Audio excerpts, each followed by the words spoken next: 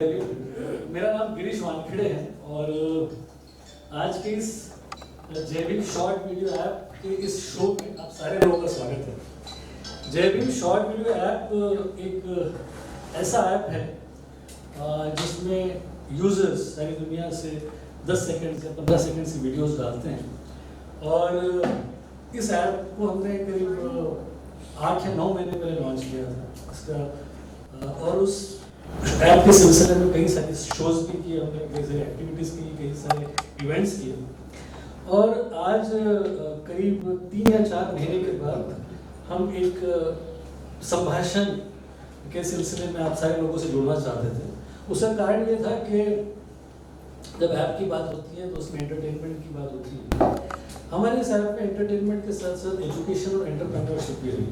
तो हमने एजुकेशन के सिलसिले में काफ़ी सारे शोज़ किए, काफ़ी सारे इवेंट्स किए, कई सारी स्कॉलरशिप्स क्रिएट की। उसके अलावा एंटरप्रेन्योरशिप के सिलसिले में भी हमने कई सारे कॉन्क्लेव्स रखे, कई सारी एक्टिविटीज़ की। लेकिन उसके बावजूद भी ऐसा होता था कि जब भी कोई शो करें हम उस वक्त एक नीश ऑडियंस से मिलते थे, एक जनरल ऑडियंस के साथ हम मुखातिब नहीं हो पा रहे थे। तो इसके लिए ज़रूरी था कि कोई ऐसा शो किया जाए जहाँ पर मैं कुछ बुद्धिजीवियों से मिल सकूँ। तो आज इस शो की कल्पना की गई और आज मुझे बड़ी खुशी हुई है कि बड़े कम वक्त के नोटिस पर ही कुछ एमिनेंट लोग, एमिनेंट वक्ता, एमिनेंट बुद्धिजीवी, एमिनेंट एकेडमिशियंस और कुछ इंटरेस्टिंग लोग यहाँ हमारे बीच में मौजूद है। सबसे पहले मैं बुलाना चाहूँगा एक हमारे करीबी दोस्त डॉक्टर है, डॉक्टर विजय कदम। आइए डॉक्टर साहब। सोशल वर्कर है, लिखते हैं, हमारे ऐप के साथ भी जुड़े हुए हैं, डेंटिस्ट है। हमारे एक दोस्त का कहना है कि आपको देखकर ना उनके दांत का दर्द तेज हो रहा है। तो डेंटिस्ट है, इनके पास जब भी मैं अपने दांत के दर्द के इलाज के लिए जब भी गया हूँ तो बहुत इंपॉर्टेंट लोगों से मिला हूँ। तो मुझे लगता है कि बहुत सारे इंपॉर्टेंट लोग आपके पास उसी के लिए आते हैं। डॉक्टर साहब है और हमारे ऐप के साथ भी कई वक्त से मतलब करीब 3 साल से जुड़े हुए हैं, जब से हमने इस पर काम शुरू किया था। इसके बाद मैं बुलाना चाहूँगा फरहाद जी को, प्लीज़ आइए। फरहाद जी हमारा एक जम्बोरी मैदान में जब हमने 13 अप्रैल का डॉक्टर अम्बेडकर जयंती का प्रोग्राम किया था, उसमें ये होस्ट थी, इन्होंने उस कार्यक्रम को संभाला था, जानी मानी लोकप्रिय होस्ट है। और मुझे हमेशा लगता है कि हम सारे अच्छे दिखने वालों के बीच में एक खूबसूरत मोहतरमा भी होनी चाहिए। ग्लैमर क्वेश्चन, क्योंकि मैं सिनेमा से हूँ तो मुझे लगता है कि ग्लैमर क्वेश्चन हमारे बीच में होना चाहिए। उसके बाद मैं बुलाना चाहूँगा मंगेश दहिवले। मंगेश जी आइए प्लीज़। मंगेश जी हमारे करीबी दोस्तों में से हैं और जाने माने राइटर हैं, एक्टिविस्ट हैं। इनका एक सोशल व्हाट्सएप पे ग्रुप है, उस ग्रुप का मैं भी पार्ट हूँ और मैं इतने सालों से जब मैं उस ग्रुप में होता हूँ और बाकी लोगों को पढ़ते हुए, लिखते हुए, उसमें कम्युनिकेशन करते हुए जब मैं देखता हूँ तो मुझे ऐसा एहसास होता है कि मुझे अभी बहुत सारी चीज़ें सीखनी है। इतने खूबसूरत वो उस तरीके से उस शो उस ऐप को और उस ग्रुप को ये मॉडरेट करते हैं, बहुत सारी नई जानकारियाँ देते हैं और मुखर है, बातचीत करते हैं, लोगों से मिलते हैं। तो स्वागत कीजिए आप मंगेश जी का।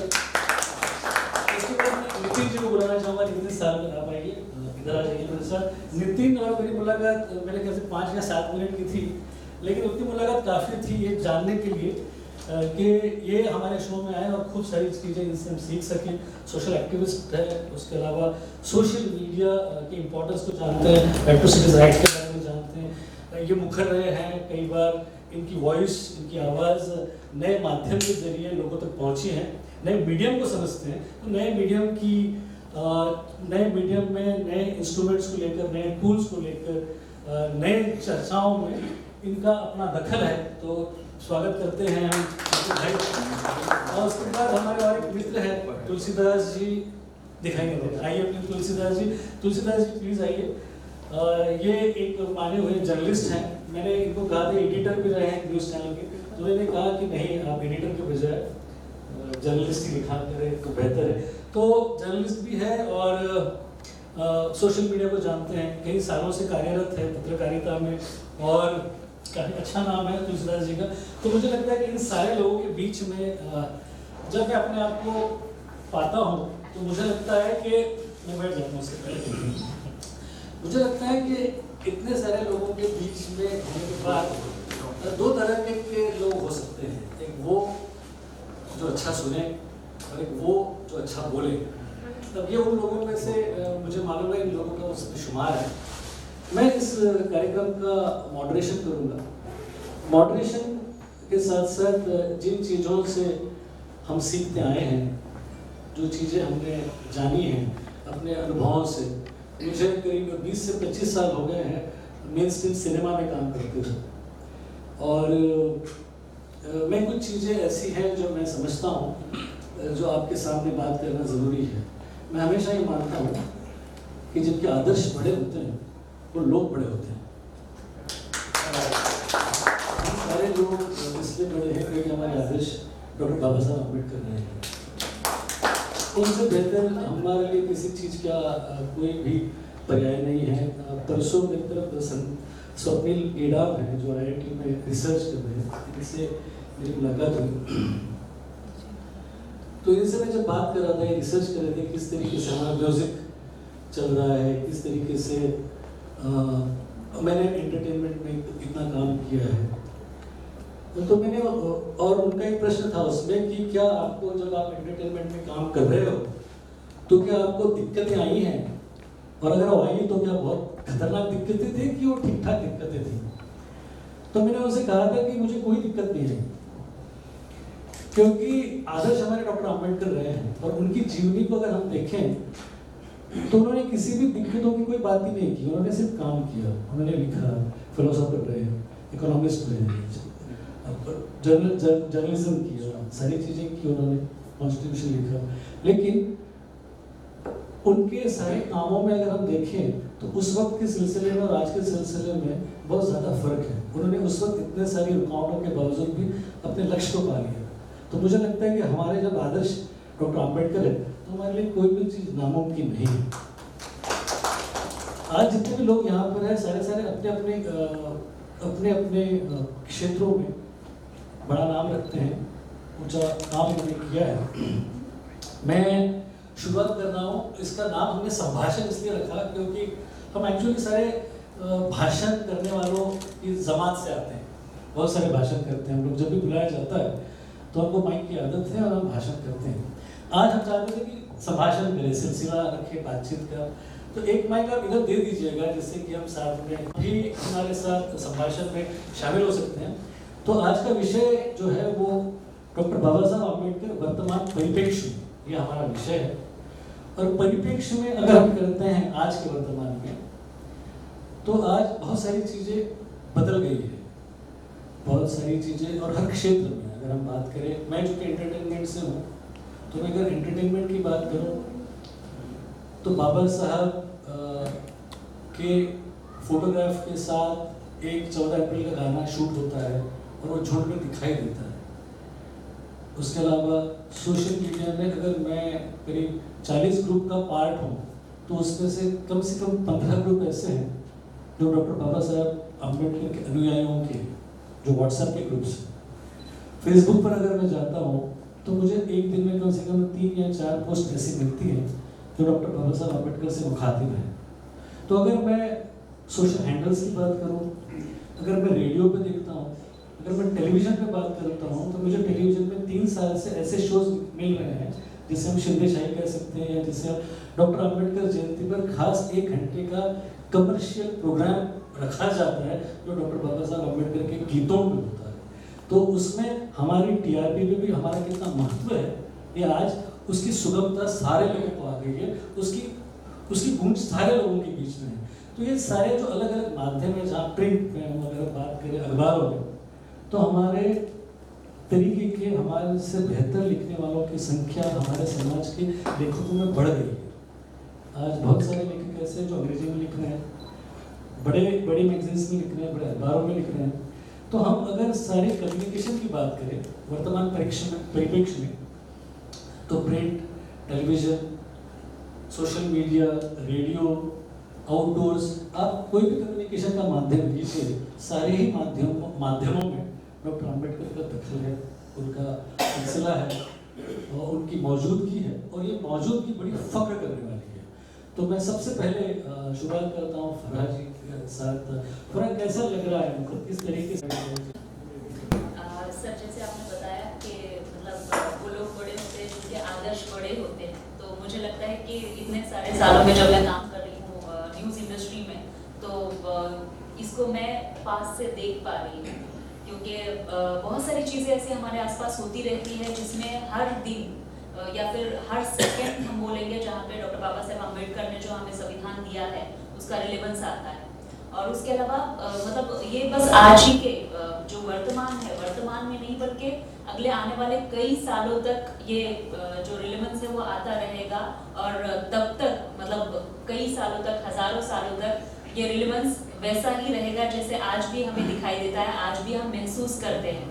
तो डॉक्टर बाबा साहेब अम्बेडकर ये किसी एक कास्ट या किसी क्लास के नहीं बल्कि सबके हैं। तो आज हमारे आसपास जो कुछ भी होता है इसके बारे में उन्होंने तब सोचा हुआ था। तो जो भी जब हम लॉ के बारे में बात करते हैं या जो भी घटनाएं हमारे आसपास में घटती रहती है, और हम तो न्यूज़ से है तो हम उन घटनाओं को आप तक पहुंचाते हैं, जो आम आदमी है, आम लोग हैं, उन तक पहुंचाते हैं। तो तब हमारे मतलब बातचीत में इसका रिलेवेंस हर टाइम पे आता है, ऐसे मुझे फील होता है। और जब जय भीम ऐप की हम लोग बात करते हैं तो ऑब्वियसली होता ही है, क्योंकि यहाँ पे बहुत सारे लोग जुड़े हुए हैं, और यहाँ से मतलब एंटरटेनमेंट के साथ साथ बाबा साहेब अम्बेडकर के जो विचार है उसको भी लोगों तक पहुँचाया जाता है, उसके बारे में लोगों को जागरूक किया जाता है। इसलिए मुझे लगता है कि लोगों को मतलब डॉक्टर बाबा साहेब अम्बेडकर ने जो दिया है उसका एक क्या बोलेंगे कि वो उससे खुद को कनेक्ट कर पाते हैं इस ऐप के थ्रू, तो एक कनेक्टर है ऐसे मुझे लगता है। Thank you very much. बराबर है, जो जैसे फरहा जी ने कहा कि एक रिलेवेंस है, और ये रिलेवेंस जो है वो काफ़ी तगड़ा है। अगर दिल्ली में एक प्रोटेस्ट मार्च होता है और उसमें कई फोटोग्राफ्स के साथ, कई सारे नामों के साथ एक आंदोलन शुरू होता है, और अंत में जब वो आंदोलन खत्म होता है तो उसमें एक ही फोटो होती है, वो होती है डॉक्टर बाबा साहब अम्बेडकर की। तो ये जो रिलेवेंस है ये बड़ा टॉपिकल है। वो कहते हैं कि तू सामने तो है मगर नज़र नहीं आता, तू सामने तो है मगर नज़र नहीं आता, मैं जान गया तेरी पहचान यही है।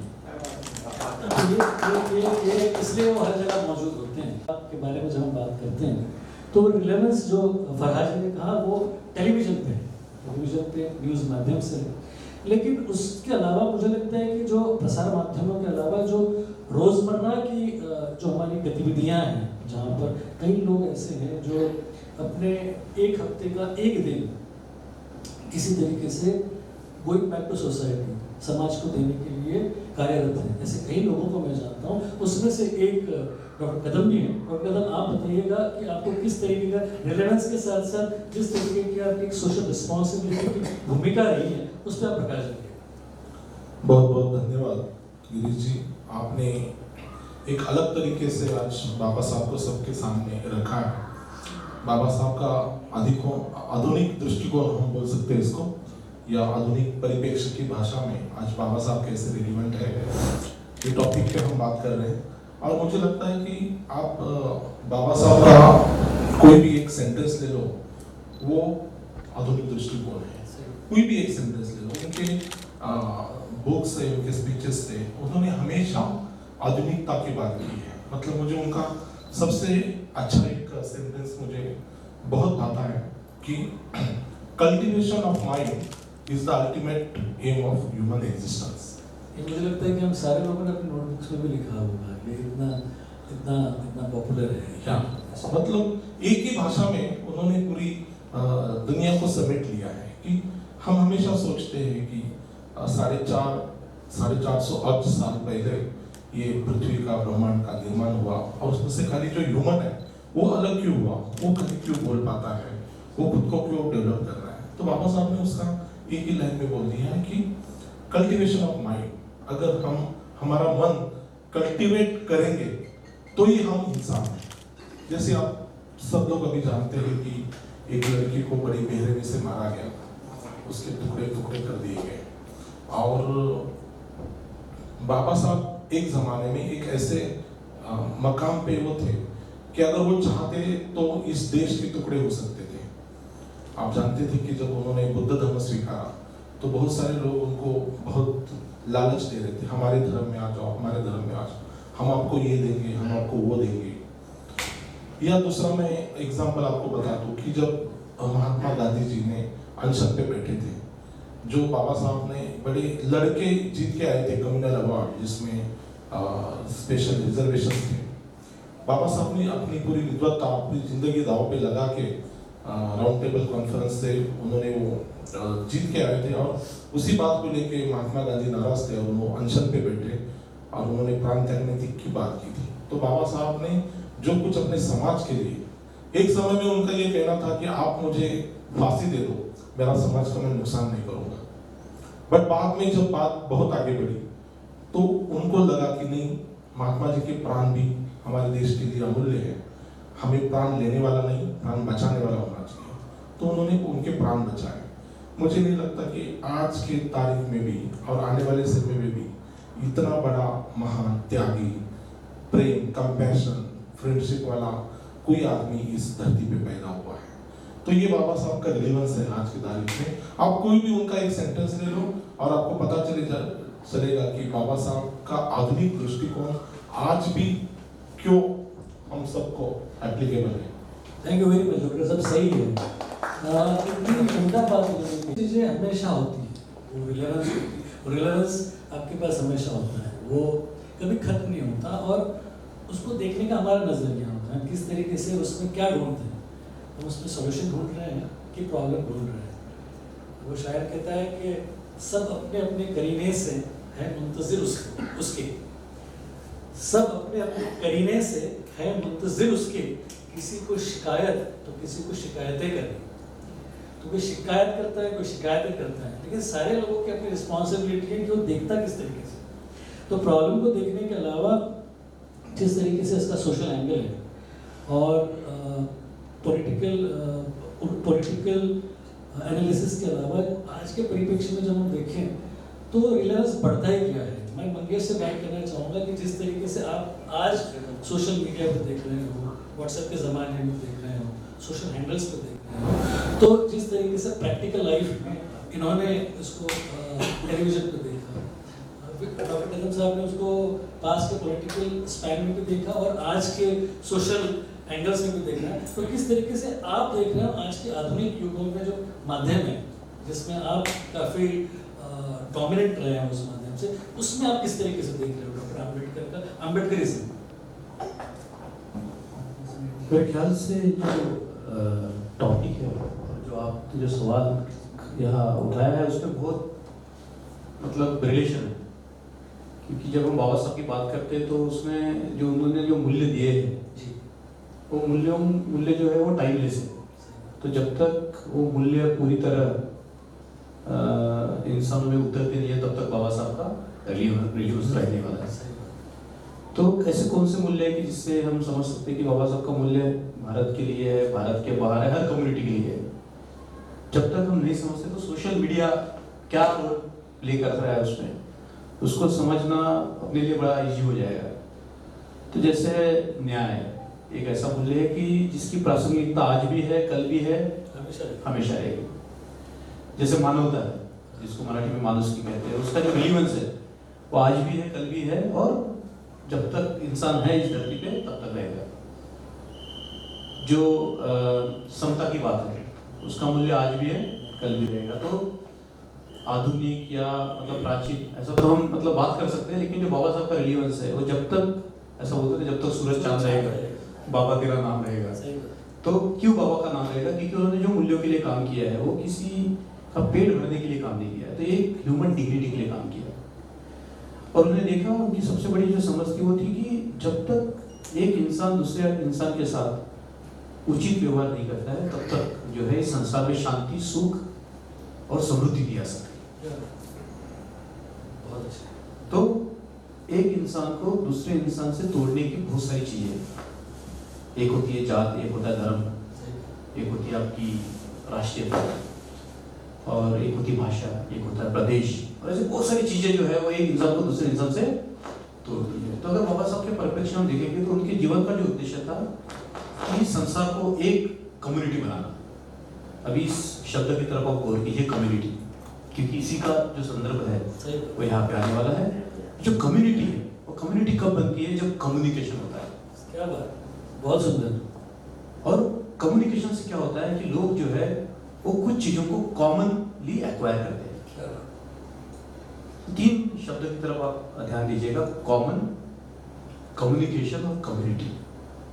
जो भारत में जो जातिवाद है वो एक ही शब्द में उसको कहा जा सकता है, एक्स कम्युनिकेशन, कि आपको कम्युनिटी से दूर किया गया है, आपकी जो कम्युनिटी है उसको तोड़ा गया है, आपकी जो मानवता है उसको खंडित किया गया है। अभी जो खंडित की हुई जो मानवता है उसको जोड़ने के लिए सबसे महत्वपूर्ण जो माध्यम ही है जिसके थ्रू जो है कम्युनिटी जो है वो जुड़ सकती है। तो जो कम्युनिकेशन के जो तरीके हैं वो बाबा साहब के वो कैसे कम्युनिकेशन के तरीके थे। समाज जो है वो पढ़ा लिखा नहीं था, गांव में जो लोग थे वो बिखरे हुए थे, लेकिन उनका एक न्यूज़पेपर जो है मुकनायक, गिरीश भाई जानते होंगे, वो मुकनायक की मेरे ख्याल से महज 1000 कॉपियां प्रिंट होती होगी, क्योंकि उसको एक कॉपी भी प्रिंट करना बड़ी बात हो सकती है। 1920 की बात कर रहे हैं, 100 साल पहले, 100 साल पहले की बात करें। अभी एक अखबार जो है वो गांव में जाता है, क्या और गांव में जो पढ़ा लिखा आदमी है वो उसको अपने हाथ में लेता है और वो पूरे गांव को बताता है। तो एक अखबार मान लो 1000 लोगों के पास पहुंचता है। तो एक आइडिया बाबा साहब ने डाली न्यूज़पेपर में, कम्युनिकेट की, वो आइडिया गांव में न्यूज़पेपर के थ्रू गई, वही आइडिया किसी ने पढ़ी लोगों के साथ, और वही आइडिया जो है वो 1000 लोगों में फैल गई। फिर हम लोग आते हैं, जनता आता है, फिर समता आती है, फिर प्रबुद्ध भारत आता है। ठीक है, ये विजन है, डेवलपमेंट ऑफ विजन है कि लीडर ऑफ वॉइसलेस से लेके इनलाइटेंड वर्ल्ड की बात करना। क्या बात, ये जो जर्नी इसको समझिए, ये है कम्युनिकेशन का पावर। क्या बात, कि मेरे दिमाग से आइडिया आई, गिरीश भाई के दिमाग में गई, हम दोनों ने उसको कॉमनली होल्ड कर दिया, हम एक कम्युनिटी बन गए। क्या बात। तो ये जो सोशल मीडिया है, ये सोशल मीडिया के 2 अंग हैं, एक है कंस्ट्रक्टिव और एक है डिस्ट्रक्टिव। पहले अगर किसी की बदनामी करनी है तो स्पीड कम होती थी, लेकिन सोशल मीडिया क्या करता है कि वही स्पीड को मैं तो बोलूंगा 1 लाख गुना बढ़ा दिया है। सही, मैं सहमत हूं। गिरीश भाई बात सही है, आप तो मीडिया में है। यस, गॉसिप यहां इस रूम में निकली तो हो सकता है 1 घंटे के बाद तो दिल्ली तक पहुंच जाएगी,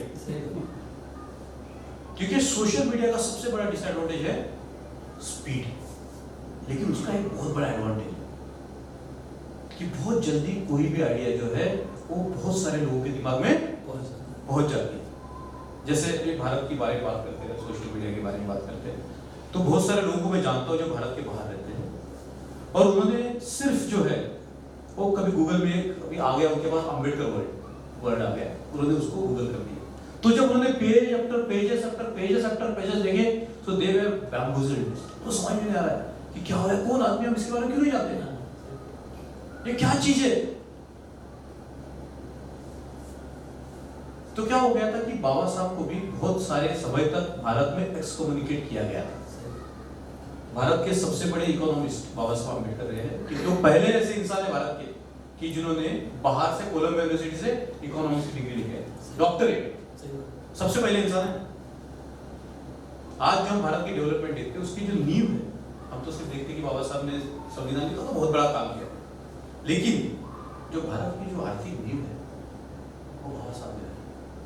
इस भारत के अंदर जो साहब ने बात कही है कि यहाँ बहुत बड़ी हिंसा होने वाली है, आज भी उस पोटेंशियल है, लेकिन बाबा साहब के विचार और बाबा साहब का जो संविधान है इस देश को प्रोटेक्टिंग कवर का काम कर रहा है। आप समझ रहे, जैसे कोई युद्ध होता है तो आप यहाँ से बात छोड़ते हैं या कोई अस्त्र छोड़ते हैं तो एक शील्ड आती है और उसको डिस्ट्रॉय कर देती है। तो भारत के अंदर भी ऐसे बहुत सारे अस्त्र, बहुत सारे शस्त्र ऐसे छोड़े जाते हैं, लेकिन ये बाबा साहब नाम की जो ये है शील्ड, ये आज भी भारत को प्रोटेक्ट कर रही है। और इसका एक ही है तरीका भाई साहब, कम्युनिकेशन। तो सोशल मीडिया जो है इसमें बाबा साहब का जो आंदोलन है उसकी गति जो है वो मैं बोलूंगा मिलियन टाइम बढ़ा दी है। तभी जाके जय भीम मूवी आती है और चाइना में उसको स्टैंडिंग ओवेशन मिलता है। क्या बात, आप सोचिए। सही बात, थैंक यू, मुझे बहुत अच्छा लगा, इसी को मैं आगे बढ़ाता हूँ। मंगेश ने कितनी बड़ी बात की, कम्युनिकेशन, अखबार की बात की, एक शायर थे, कम्युनिस्ट थे हमारे दोस्त, वो अखबार पे कहते थे कि सो जाते हैं सड़क पर अखबार बिछाकर, सो जाते हैं सड़क पर अखबार बिछाकर, मजदूर कभी नींद की गोली नहीं लेता। तो ये एक शायर थे हमारे दोस्त। आपने अखबार की बात की, मूक नायक जब बाबा साहब ने शुरू किया 101 साल पहले, उस वक्त से कम्युनिकेशन का सिलसिला, फिर कम्युनिटी का डिस्क्रिप्शन। तो मुझे लगता है कि और भी हमको एनलाइटन होना है, जिस तरीके से मंगेश ने बात कही कि कुछ चीज़ें टाइमलेस हैं, अम्बेडकर के विचार टाइमलेस है, ये हमेशा रहेगा। मैं चाहूँगा कि इसके बाद तुलसीदास जी भोईते हमारे बीच में हैं, वो इसी परिप्रेक्ष्य में बात करें जहाँ पर मंगेश जी ने बात छेड़ी है कि उनका इस तरीके से कहना है कि कुछ चीज़ें टाइमलेस हैं और कम्युनिकेशन की जरूरत है। आज जितना स्पीड के साथ कम्युनिकेशन जा रहा है, उसमें कुछ चीज़ें अच्छी भी होती हैं, कुछ बुरी भी होती हैं। आप इसी माध्यम से जुड़े हैं तो हम चाहेंगे कि आपसे सुने। बिल्कुल, सबसे पहले तो मैं कहूँगा कि सोशल मीडिया के बारे में उन्होंने जो बात की उसको थोड़ा सा आगे लेके जाऊँगा, क्योंकि हम लोग मेन स्ट्रीम मीडिया से एक तरह की मोनोपोली थी हमारी, कि इसलिए बोल रहा हूँ कि सोशल मीडिया ने हर एक को वो अधिकार दे दिया कि हम लोग, यानी बाबा साहब ने जो दिया हुआ था, लेकिन माध्यम जिसे कहते हैं, हम जैसे लोग जो यहाँ पे बैठे हुए हैं, कहीं ना कहीं एक बॉटल नेक का काम करते हैं। बेवजह हम ये मानते हैं, अभी भी कुछ हमारे बुजुर्ग हमारे साथ जो बड़े अनुभवी लोग हैं या हम उम्र भी है, वो कहना चाहते कि नहीं ये क्या है, कोई भी कुछ भी कह देता है। जैसे मंगेश जी ने कहा, गिरीश जी भी बता रहे हैं कि हर चीज सोशल मीडिया पे जो आती है वो ठीक है, अच्छी है, मैं कहूँगा ना वो कर रहे हैं, लेकिन देखिए फिर वही बात आती है कि बाबा साहब ने जिस तरह से हम सभी को, यानी सबसे अच्छी बात मुझे जो लगती है कि हर इंसान को सम्मान से इंसान की तरह जीने का जो अधिकार दिया ना, वो बाबा साहब ने दिया। नहीं तो क्या, यानी संविधान, मुझे नहीं लगता, कई बार तो एक बड़ा वर्ग अभी भी ऐसा है जो उसके अधिकारों का पूरी तरह से उपयोग में, वो कहेगा कि हम का उपयोग में ला रहे हैं, लेकिन जिंदगी जिस तरह से सम्मान से जी रहे, वो तो संविधान की बदौलत है। यानी वहीं पे बात आ जाती है कि जहाँ पे फरहान ने कहा था कि एग्जिस्टेंस आज भी रिलेवेंस कैसे है, यानी कहाँ गया था गिरीश जी, आपने सही कहा कि महसूस तो करते हैं, वही तो बात है ना ऑक्सीजन वाली। हम ऑक्सीजन इसलिए तो यहाँ पे हम सभी है, जीवित है, लेकिन दिखता कहाँ है। मुझे लगता है बाबा साहब के विचार, संविधान तो एक छोटा सा ये मैं मान लेता हूँ उनका, लेकिन पूरी तरह से विचार जो मैं सुन रहा हूँ अभी तक हम लोग महसूस करते हैं, वो उसी तरह से महसूस, यानी दिखते नहीं है, कई बार दिखते हैं, लेकिन एक बड़ा तबका आज भी ऐसा है जो बताना नहीं चाहता, मानना नहीं चाहता। अभी देखिए तो सोशल मीडिया की बात, यानी जो यंग मेरे दोस्त यहाँ पर है, हम सोशल इंस्टा पे जाके कोई पोस्ट करें, कोई फोटो करें, और फराह है, एंकर है, कई बार हम लोग ये बताते नहीं, आप लोगों को प्रमोशन करना है, खुद आप ब्रांड बनोगे तो चैनल के लिए भी फायदे की बात हो जाएगी, लेकिन जैसे चाहिए वैसे पोस्ट करना, यह भी तो एक अभिव्यक्ति का अधिकार है ना। एक यानी उसी तरह से, यानी कई लोगों को बात थोड़ी जंचेगी नहीं, कई लोग कई बार इस बारे में मेरे से खफा हो जाते हैं, लेकिन आज भी एक वास्तविकता ये है कि जब कई टीवी शो, यानी गिरिजा आपने कहा कि आज बाबा साहब पे शो होते हैं, टीआरपी है, इसीलिए लोग कहते हैं, बिल्कुल बहुत ही है, सच कहे तो आप तो कमर्शियल फिल्मों से जुड़े, गंदा है लेकिन धंधा वाली बात ही वहाँ पे आ जाती है, टीआरपी है इसलिए दिखाया जाता है, मान के चलते। लेकिन सबसे बड़ी जो बात आती है वो है परसेप्शन की। बहुत बड़ी बात। देखिए वहां पे जो बैठे हुए मुझ जैसे लोग हैं ना, एकदम साफ बात करता हूँ, या फरा जैसे लोग, मैं हम दोनों को नहीं यह कहना चाहता हूँ, लेकिन हम दोनों यहाँ पर है, उस मेनस्ट्रीम मीडिया को रिप्रेजेंट करते हैं। कई बार होता ये है कि यहाँ पे कुछ अलग है, यहाँ पे कुछ और ही अलग है, लेकिन यहाँ का सुन के जो टीआरपी फिगर्स अभी बाहर से आती है, पहले टाइम से आती है, या आईएनएस की फिगर जो न्यूज़पेपर्स के लिए आती है, उसको ध्यान में रखते हैं, और हम मीडिया में हमारा अपना एक परसेप्शन बनाना है। तो देखिए जो यहाँ से नहीं चाहते उनको भी बाबा साहब का सहारा लेने के बगैर, उनके विचारों को अपनाने के बगैर, कम से come on record, on camera वो बातें रखने के बगैर चलता नहीं है, ये है उन विचारों का सामर्थ्य, क्योंकि वो विचार कनेक्ट कर देते हैं। जो बातें मंगेश जी बता रहे थे अद्भुत थे, सही में मंगेश जी, यानी जो बातें आपकी सुंदरता 3C आपने जो बताया बाबा साहब के बारे में, सही में सैल्यूट। उसमें एक आखिरी बात मैं जोड़ना चाहूंगा कि कई बार इसमें आखिरी जो मुद्दा है ना, जो मैंने कहा कि जिन लोगों के दिल में नहीं होगा, दिल अलाउ भी नहीं करता होगा, लेकिन क्या करूं यार, जाके मेकअप रूम में बोलते होगे, फरा जैसी जो जानकार होगी सुनती होगी, लेकिन रिजर्वेशन के खिलाफ शोर चलाने का या रिजर्वेशन के खिलाफ कई बार जो हैशटैग ट्रेंड किए जाते हैं, हिम्मत तो नहीं होती बाबा साहब का नाम लेके डायरेक्ट उन पे अटैक करें। वो एक तरह से उनकी तरह के, मुझे लगता है मुखौटा पहन के किए हुए एक कोशिश होती है उस तरह की, लेकिन इससे कौन इनकार कर सकते हैं? वो अधिकार भी आपको वो बातें रखने का, एक बड़े वर्ग को 90% वर्ग को न चाहते हुए भी, न इस देश के कानून को भी सम्मत नहीं है, फिर भी उन बातों को रखने का अधिकार भी कैसे मिला है आपको? यानी उनके ही खिलाफ, उनके विचारों के खिलाफ जाके, सच कहे तो मानवता के खिलाफ जाके जब आप बात रखते हो, लेकिन यही तो उनका बड़प्पन है ना, कि वो अधिकार भी आपको उन्होंने ही दिया हुआ। इस बात से मुझे लगता है उनको न चाहने वाले, दिल से न चाहने वाले लोग भी इनकार नहीं कर सकते। क्या बात है, बहुत ही अच्छा बात बोले साहब कि कुछ चीज़ें आउट ऑफ कंपल्शन होती है, उसे बिजनेस सेंस कहते हैं हमारी भाषा में। अब जब KRB की बात करते हैं, टेलीविजन पे बात करते हैं, तो क्यों हम एक्सेप्ट करते हैं कि एक सालाना शो हो। अब हमारे पास कोई आइडियाज़ है जहाँ पर हम महात्मा फुले जयंती को मना रहे हैं, हम कबीरदास जी की जयंती मना रहे हैं, रविदास जी की जयंती मना रहे हैं, और उसके लिए 1-1 घंटे का शो रख रहे हैं, 14 अप्रैल का शो बना रहे हैं। और ये करने के पीछे उनके लिए आउट ऑफ कंपल्शन है, वो करना ज़रूरी है, क्योंकि हमारे पास वो टैलेंट है। सबसे बड़ी बात है कि जो टैलेंट है वो कॉम्पिटेबल टैलेंट है, वो कभी भी ऐसा नहीं कर रहे। आपका टैलेंट है जो आपको वहाँ तक ले आया, आपके पास टैलेंट है। दूसरी बात, आपके पास माध्यम है, और तीसरी सबसे बड़ी बात है आपके पास स्ट्रेंथ है। तो जब ये 3 चीज़ें आपके पास है, तो आप अपने आप इन चैनल्स वालों के लिए या पोर्टल्स वालों के लिए आप बिजनेस सेंस बनते हो।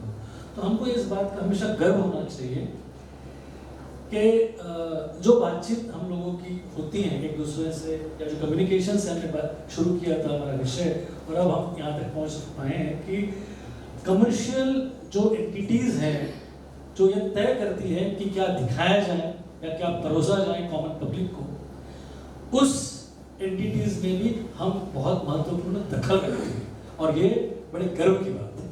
इसी डिस्कशन को मैं आगे लूँगा, और इसी बात को आगे बढ़ाते हुए मैं चाहता हूँ कि कुछ इसमें कुछ और भी इंसाइट्स दें इसी विषय को लेकर। धन्यवाद। जय Bhim.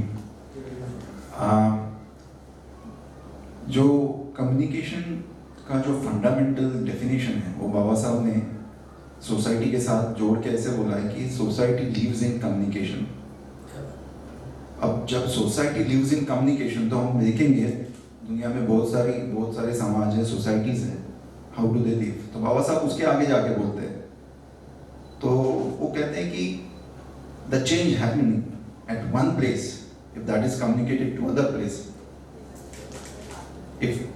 if you can communicate that, then the society has got more leverage, one who gets to know the change.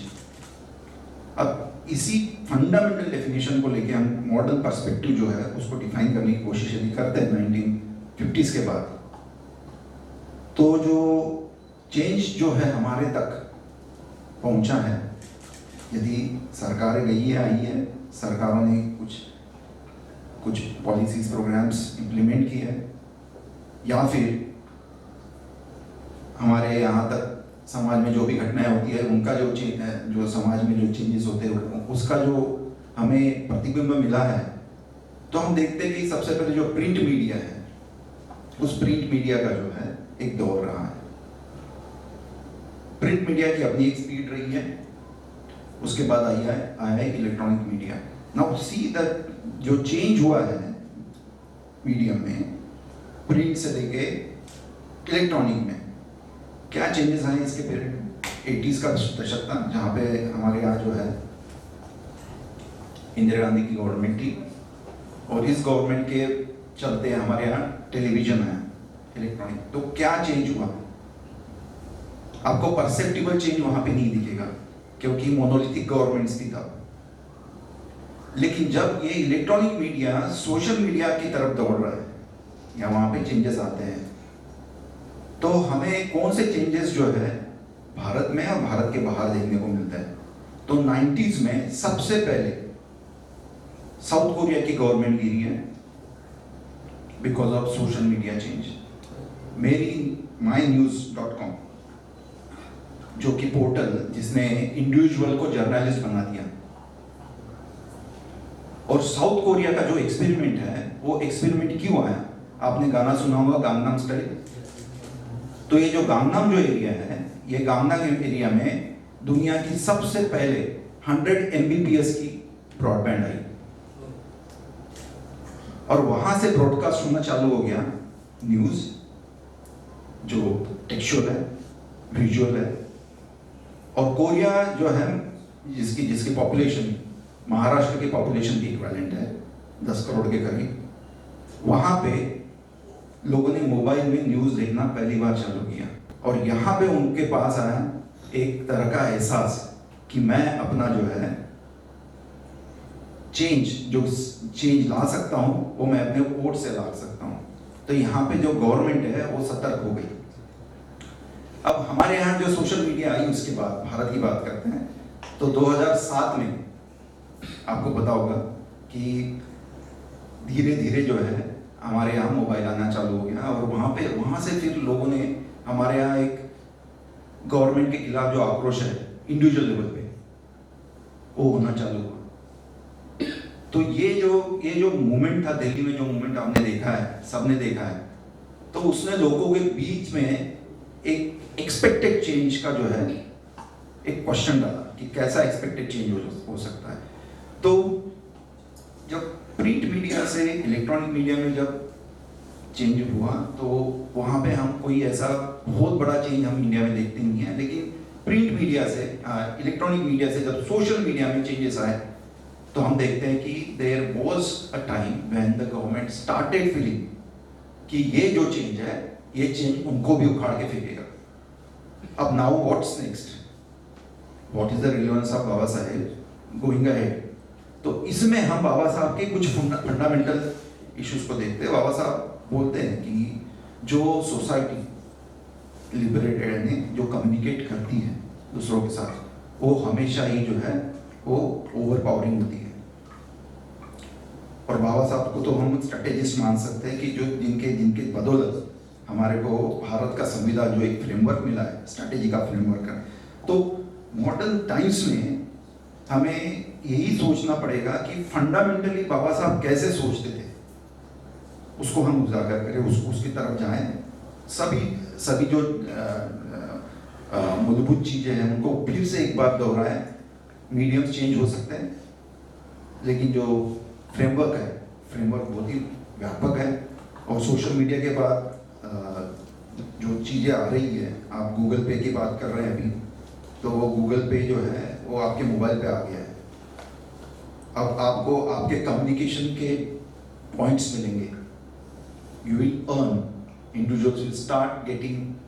पहले ये पॉसिबल नहीं था, उसको न्यूज़ पढ़ने के लिए पैसे देने पड़ते थे। ना आपको पैसे दिए जा रहे कि हम न्यूज़ जो है कंज्यूम करें।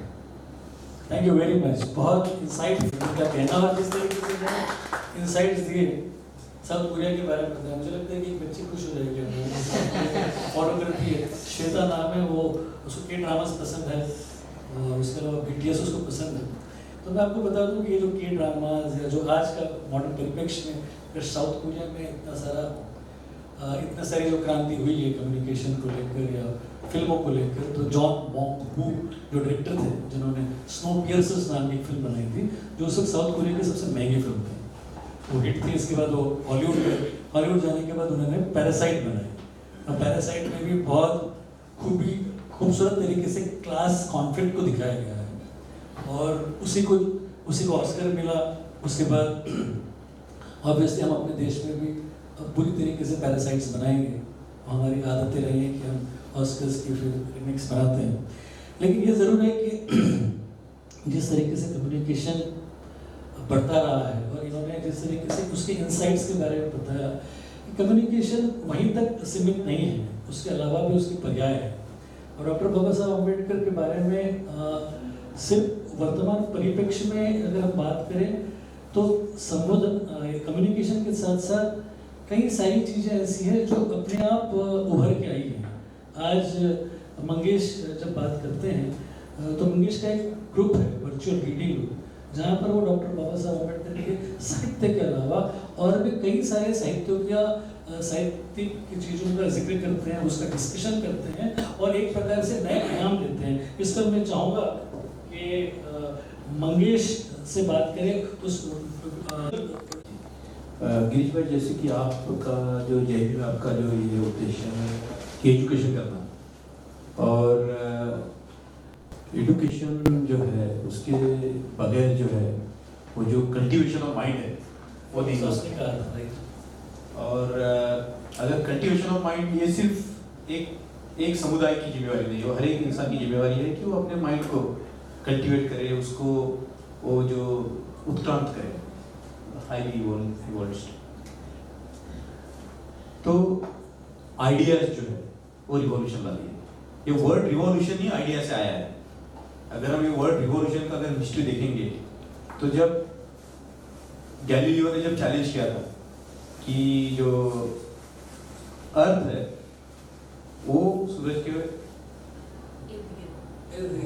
कॉपरनिकस जो कॉपरनिकस था और जो इसका जो ये आया, तो ये जो पहली बार आया रिवॉल्यूशन ऑफ द अर्थ, इससे शब्द है रिवॉल्यूशन, क्योंकि उस आइडिया ने जो है वो पूरी दुनिया का जो है नक्शा बदल दिया। एक आइडिया है कि कोलंबस ने बोला कि अगर अर्थ गोल है तो मैं इधर से जाके इंडिया को पकड़ूंगा, तो उसने जाके उधर अमेरिका को ढूंढ लिया, है ना। तो ये जो हम चीजें देखते हैं कि आइडियाज जो है बड़ी इंपॉर्टेंट रहता है, और आइडियाज के जो सोर्स होते हैं वो विभिन्न रहते हैं। कहीं कभी आइडिया रिलीजन से आती है, कभी पॉलिटिक्स से आती है, कभी कल्चर से आती है। तो बाबा साहब के लिए देखेंगे तो idea is a plan of action. क्या बात सही, every idea is a plan of action. इससे जो ह्यूमैनिटी है वो कैसे आगे बढ़ेगी। कोई जो आइडिया है वो रोमांटिसाइज आइडिया नहीं है। आपको बाबा साहब के राइटिंग एंड स्पीचेस में ऐसी कोई चीज नहीं मिलेगी कि जिसका आपके जीवन के लिए रिलेवेंस नहीं। क्या बात। एक नंबर 1। नंबर 2 कि आइडियाज बतेरे सोर्स से आती, बहुत सारे सोर्स से आती, लेकिन और एक क्वालिटी जो बाबा साहब के अंदर थी वो थी कि सिंथेसाइजर ऑफ आइडियाज। क्योंकि आइडियाज को सिंथेसाइज करना वो जरूरी होता है और वो एक एबिलिटी डेवलप करनी पड़ती है। वो कब आती है? जब आदमी बहुत सारी चीजों को पढ़ता है। जैसे आप बाबा साहब के बारे में बात करेंगे तो उन्होंने ऐसा कोई सब्जेक्ट नहीं था कि जो पढ़ा नहीं था। मतलब मैं और नितिन तो ऐसे मतलब भाग्यशाली रहे कि बाबा साहब की पर्सनल लाइब्रेरी देखने का मौका है। सही। और आपके साथ उस ग्रुप में भी जिस तरीके से आपके ग्रुप में आप साहित्य के बारे में बात करते हो या जब लिखते हैं लोग और आइडियाज की बात करते हो, कितने सारा आइडियाज का साहित्य का साथ साथ विचारों का आदान प्रदान आप करते हैं। बिल्कुल। अभी मतलब अभी फराज यहाँ बैठे उनके जानकारी बताऊँ, बाबा साहब के पास 800 साल पुरानी कुरान थी। 800 साल पुरानी कुरान बाबा साहब के पास थी। मैं हाथ से लिखी हुई कैलीग्राफिकल राइटिंग में लिखी हुई कुरान वो बाबा साहब के पास थी। कोई नहीं खरीद रहा था। वो पटेल के पास भेजते गए, नेहरू के पास भेजते, that man couldn't find a buyer. तो जो किताबों का जो आइडिया का जो एडिक्शन बाबा साहब के पास, मैं तो एडिक्शन बोलूंगा सही से कि कहाँ से आइडिया आती है, यहाँ से आती है, वहाँ से आती है। 18 घंटे पढ़ना, नॉलेज लेना। एक बार एक ब्लैक आदमी उनके पास आया, C.I. वुडवर्ड, बड़ा आदमी था, अमेरिकन हिस्टोरियन था। वो बाबा साहब के पास पहुंचा और बाबा साहब के साथ वो बात कर रहा था कि निग्रो क्वेश्चन के बारे में। तो निग्रो क्वेश्चन के बारे में जब बाबा साहब के साथ बात कर रहा था तो इतना हैरत हो गया कि मैं खुद अपने देश के बारे में इतना नहीं जानता। तो जो C.I. वुडवर्ड जब अमेरिका में वापस गया तो उसने एक किताब लिखी, उसको बोलते हैं strange law of Jim Crow. Jim Crow मतलब caste system in the blacks. उसमें मनुस्मृति बोलते हैं उसको। जिम क्रो मतलब Manusmriti of the white people. और फिर उसने उस किताब को, मार्टिन लूथर किंग बोलता था मेरी बाइबल है, और मार्टिन लूथर किंग जूनियर क्या बोलता था। और जब वुडवर्ड ने अपनी बायोग्राफी लिखी, उसमें लिखा कि ये किताब लिखने की प्रेरणा मुझे बाबा साहब अम्बेडकर से आई। ये मैं इसलिए बता रहा हूं आपको क्योंकि जब हम बात कर रहे हैं वर्चुअल रीडिंग की, तो जो रीडिंग है वो essence of cultivation of your mind. क्या बात है, बहुत बहुत इम्पोर्टेंट बात थी। और मुझे कल्टीवेशन ऑफ माइंड जहाँ से शुरुआत की थी, कदम साहब को मैं देना चाहूँगा माइक। कदम साहब, आप मुझे बताइए कि जिस तरीके से इन्होंने एक प्रोसेस शुरू की है, आज आइडियाज़ की बात होती है, कम्युनिकेशन की बात होती है, और इनका एक व्यापक ग्रुप है जो आदान प्रदान करता है विचारों की, और आज जब इनके विचार भी बाहर निकल रहे हैं, आपके सामने आ रहे हैं, तो उसमें एक परिपक्वता है। और वो परिपक्वता कब आती है? जब आप रेगुलर उसमें हों। अगर आप बड़े नाम किसी के आपको उनके बायोपिक के नाम मालूम है, किताबों के नाम मालूम है, इसका मतलब ये है कि आप उसके ऊपर डिस्कस कर चुके हो, उसके ऊपर डिस्कशन करते आए हैं। तो ये जो सिलसिला है वो इसलिए है क्योंकि आप आज की इस कम्युनिकेशन में एक खास ग्रुप के साथ संलग्न हो, जहाँ पर आप रेगुलरली आदान प्रदान करते हो विचारों का। बहुत ज़बरदस्त है। इसी तरीके का एक नहीं, मेरे ख्याल से कई सारे ग्रुप डॉक्टर कदम भी चलाते हैं। आप बताइए डॉक्टर साहब। ग्रुप तो मैंने ग्रुप से अभी तक 1000 ग्रुप्स 1 लाख मैसेज मुझे आते हैं। तो ये मतलब मॉडर्न पर्सपेक्टिव हिसाब से ही मैं बात कर रहा हूँ कि ये इतना कम्युनिकेशन फास्ट हो गया है। बट मुझे मंगेश जी का ये पॉइंट थोड़ा और इलेबोरेट करना है, जो उन्होंने बात कही थी कॉमन कम्युनिटी कम्युनिकेशन। तो बाबा साहब ने जो आपने न्यूज़पेपर की बात कही, कैसा उनका ये रहा कि पहले मूक नायक जो बात नहीं कर सकते थे, फिर उन्होंने जनता चालू किया, मतलब आम जनता चालू किया, फिर उसके बाद उन्होंने समता किया कि समता प्रस्तावित करनी है, और फिर प्रबुद्ध भारत, पूरे भारत को एनलाइटन करना है। तो वैसे वो खाली न्यूज़पेपर एक माध्यम है कम्युनिकेशन, बट उनका कम्युनिकेशन का एक और मॉडल पर्सपेक्टिव था खुद का। Like we always say walk the talk, मतलब जो आप बोलते हो वो आप करो। तो आप बाबा साहब की तरफ आप देखेंगे हर चीज। तुलसीदास जी का और मेरा इस बार इसके बारे में बहुत सारा डिस्कशन हुआ था कि बाबा साहब का जो आप सामने इमेजिन करेंगे तो आपको क्या दिखेगा। बाबा साहब आपको हमेशा दिखेंगे सूट और बूट में, हमेशा। उनके यहाँ पे एक पेन है, अच्छा सा टाई लगा हुआ है, उनके शूज अच्छी तरह से पॉलिश किए हुए हैं, हैट है, कभी कभी अलग अलग तरह की छड़ियाँ उनके हाथ में है, उनके हाथ में उस मॉडर्न जमाने की घड़ियाँ हैं। तो ये क्या है? This is one type of communication to his people. अभी जैसे अपोजिट में भी मैं महात्मा गांधी का ही उदाहरण लूंगा, क्योंकि उस समय महात्मा गांधी को इतने बड़े हाइप पे हम लेके गए थे। बाबा साहब ने एक उनका वर्ड सेंटेंस फेमस है कि महात्मा आते जाते रहते हैं, बहुत बड़ी हवा करते हैं, बट बाद में वो चले जाते हैं, हवा बैठ जाती है और हम वही के वही रह जाते हैं। तो महात्मा से ये दुनिया नहीं बदलती। तो जैसे मंगेश जी ने कहा कि आइडियाज एंड कम्युनिकेशन से बदलती है। तो महात्मा गांधी हम सबको पता है कि वो खाली लहंगे पे रहते थे। तो जब इंग्लैंड में वो चले गए राउंड टेबल कॉन्फ्रेंस पे, तो उनको किसी ने पूछा कि आपको इतनी ठंड लग सकती है, आप बीमार लग सकते हैं, बट आप ये लहंगे में क्यों रहते हैं, हम आपको सूट बूट देते हैं। तो महात्मा गांधी जी बोले थे कि मैं जब भारत का रिप्रेजेंटेशन करता हूँ तो मेरी कम से कम 30 करोड़ जनता भूखी नंगी है, तो मैं उनका प्रतिनिधित्व करता हूँ, इसीलिए मैं इतने ही कपड़े पहनता हूँ, क्योंकि वो मेरे लोग ऐसे हैं। अभी अपोजिट में मैं बाबा साहब की तुलना करूँगा। अभी जो गांधी जी आम लोगों की बात कर रहे थे, उसमें से 100% लोग बाबा साहब के फॉलो होंगे। तभी तो कपड़ा पहनना भी अलाउड नहीं था, इतने सारे रिस्ट्रिक्शंस थे, बट फिर भी बाबा साहब हमेशा सूट बूट टाई कोट। क्यों? उनका देखने का नजरिया देखो, उनके लोगों को क्या मैसेज देना है। आज भले ही तुम्हारे बदन पे कपड़े नहीं है, बट आगे चल के तुमको ये कपड़े पहनेंगे। महात्मा गांधी जी का अप्रोच क्या था? अगर मेरा समाज नंगा है तो मैं भी आधा नंगा हो जाता हूँ। See I don't want to blame Mahatma ji for his perception, but किसी एक समस्या को आप किस एंगल से देखते हैं, आपका आधा ग्लास भरा हुआ है या आधा खाली है।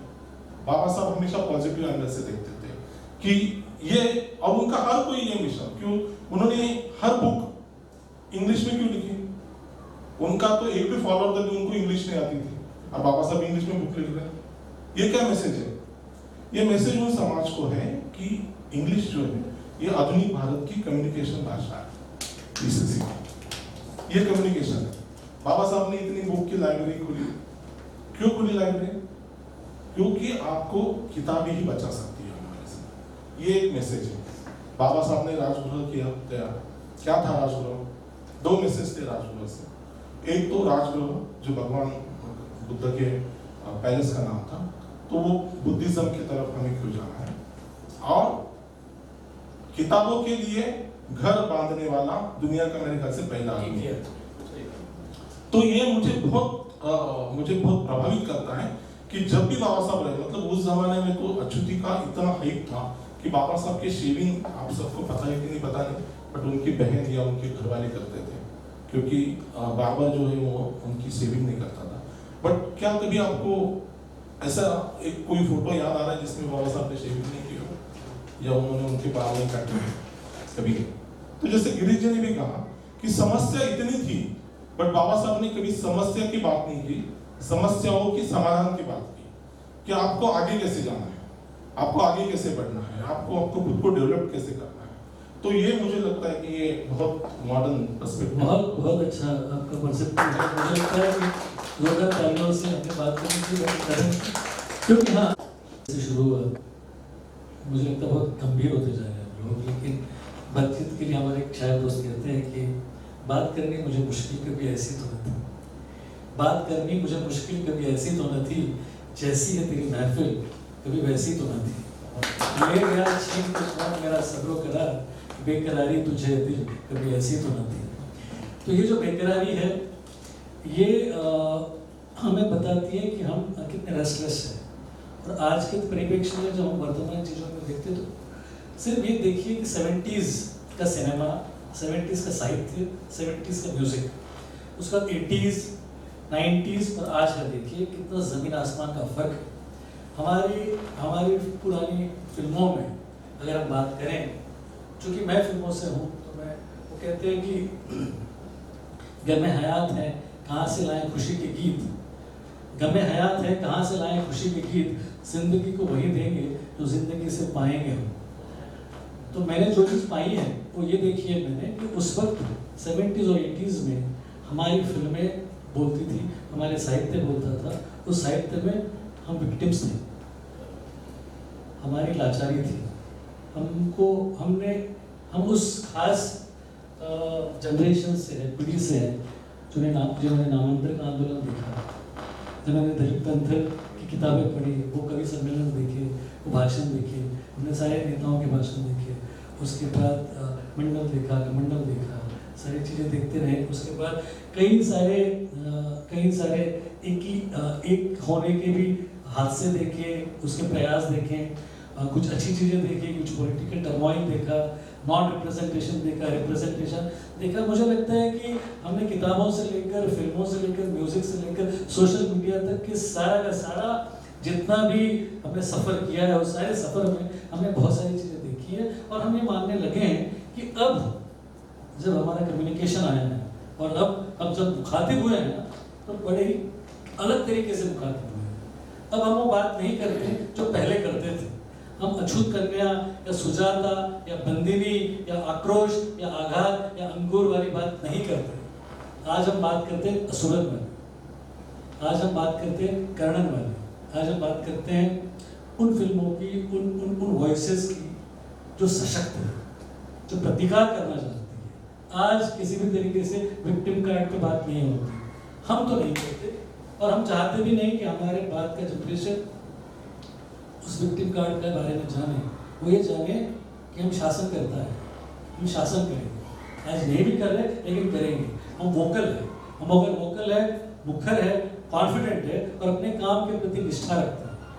और खास बात यह है कि जब हम जानते हैं कि किसी भी कार्य के क्षेत्र में आप अगर माहिर हो तो आपको कोई नहीं रोक सकता, तो हम अपने आप को, अपने स्किल्स को और भी बेहतर बनाते हैं और कोशिश करते हैं कि हम बेहतर बने। इसलिए आज की हमारी कहानियाँ अलग हो चुकी हैं। आज हमारे कई सारे बच्चे जो हैं वो इंटरनेशनल अखबारों में लिखते हैं, इंटरनेशनल मैगजीन्स में लिखते हैं। आज कई सारा म्यूजिक जो क्रिएट हो रहा है वो बहुत अलग तरीके से क्रिएट हो रहा है, नई तरीके का क्रिएट हो रहा है। तो हम सारे ही क्षेत्रों में बेहतर से बेहतरीन होते जा रहे हैं और ये बहुत खुशी की बात है। और इन सारी खुशियों को महसूस करते हुए जब मैं पीछे मुड़ के देखता हूँ, अच्छा सॉरी मैंने अभी मिलिंद भाई आपको देखा था, मिलिंद जय भीम, कैसे हैं मिलिंद यहाँ पर है। और मिलिंद के बारे में बता दूँ कि मिलिंद ने इंजीनियरिंग करने के बाद FTI किया। FTI करने के बाद उस वक्त जब इसने FTI किया होगा, उस वक्त हम मध्यम वर्गीयों के सारे माँ बाप ये कहते हैं कि इंजीनियरिंग कर ली अब नौकरी कर लो।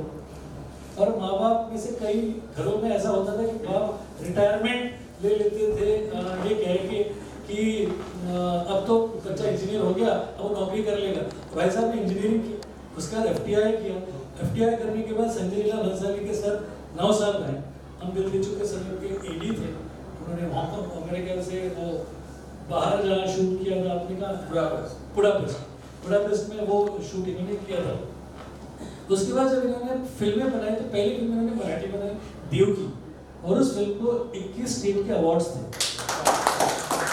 तो मेरी भाई ने जब जर्नी शुरू की तो उन्होंने किसी भी तरीके से, मैं उनके साथ करीब 10 से 15 साल से हूँ, मैंने उनके जुबान से कभी भी किसी भी विक्टिम कार्ड की बात नहीं सुनी, ना ही कोई विक्टिमाइजेशन की बात सुनी। मैंने हमेशा उनसे बात सुनी कि कल क्या करना है और कल उससे बेहतर क्या करना है। इनकी एक फिल्म आई थी जिसमें नायक मुक्केबाज, तो ये उनकी सोच है। तो इस तरीके के लोग आज हमारे बीच में हैं जो कहानी के उस पहलू की तरफ आपको लेकर जाते हैं जो आपको आत्मविश्वास जगाता है। कहानी के उस पहलू की बात करते हैं जो जीतने का हौसला रखते हैं। कहानी के उस पहलू की बात करता है जहाँ पे ज्ञान की बात होती है। और ज्ञान कहाँ से आया? ज्ञान उसी एक शख्स से आया है। और हमको बहुत ज़्यादा आदर्शों की और बहुत सारे ज्ञान की और बहुत सारी किताबों की जरूरत नहीं है, एक किताब काफ़ी है। और उसे किताब में ही सारा साहित्य है, उसे किताब में ही सारी जीवनियाँ हैं। डॉक्टर बाबा साहब अम्बेडकर को फॉलो करना और उनकी जीवनी के बारे में पढ़ने में ही सारी सार्थकता है और सारी का सारा ज्ञान है। तो मुझे लगता है कि सम्भाषण का ये सिलसिला और भी खूबसूरत मोड़ पर आया है। मैं आपको भी माइक दूंगा, उससे पहले मैं चाहता हूँ कि फराग सर यहाँ पे आपने जैसे कल्टिवेटिव माइंड की बात की तो मुझे एक किस्सा याद आया जो मैंने कुछ दिन पहले सुना था कि बाबा साहब अम्बेडकर कभी मूवीज़ नहीं देखते थे, लेकिन उन्हें एक मूवी के लिए बुलाया गया देखने के लिए। तो वो गए वहाँ पे मूवी देखनी उन्होंने शुरू तो की, लेकिन वो मूवी देखते हुए उनके दिमाग में कुछ आइडियाज आए, वो बीच में ही मूवी छोड़ दी उन्होंने, आए घर पे और आकर लिखने लगे। तो कोई बुरी सी फिल्म नहीं होगी। उनके दिमाग में हमेशा जो आइडियाज आते हैं, सो उनको मूवी देख के कोई एक आइडिया आया और उन्होंने उसको लिखना सही समझा वो मूवी कंप्लीट करने के बजाय।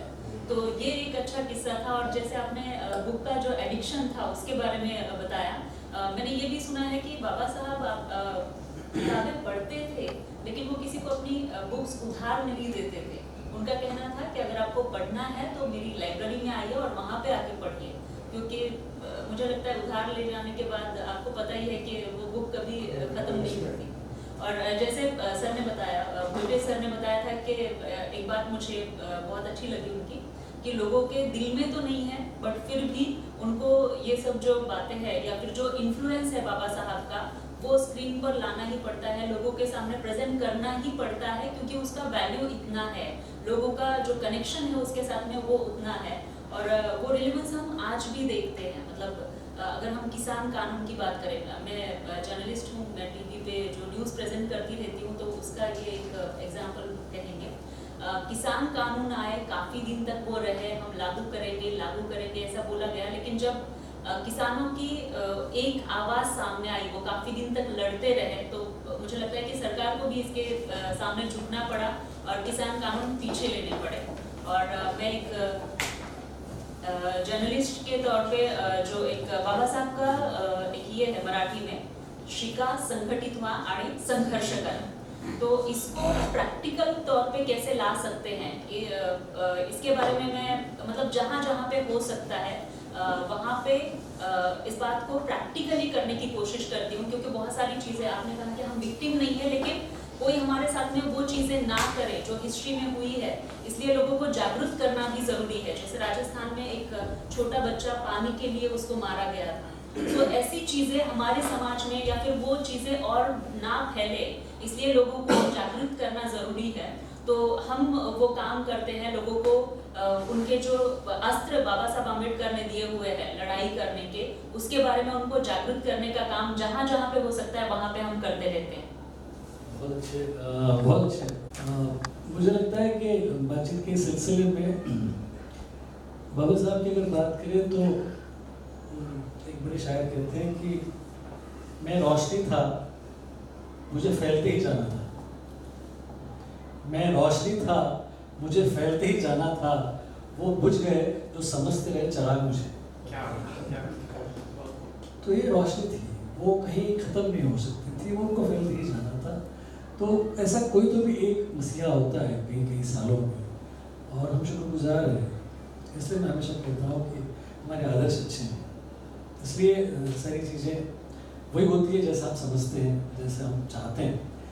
तो मिलिंद जी का भी यहाँ आना हुआ है हमारे साथ, एक बार जोरदार तालियां मिलिंद जी के लिए फिल्में बनाते हैं, और इनकी खासियत ये है कि वोकल है, वो फिल्मों के माध्यम से रहे हैं, लेकिन राजनीतिक पहलुओं में भी उनके अपने विचार हैं, वो अपनी बातचीत कहना जानते हैं, और सोशल मीडिया का बहुत अच्छी तरीके से उपयोग करते हैं, अपनी बात कहने में बात रखते साख रखते हैं।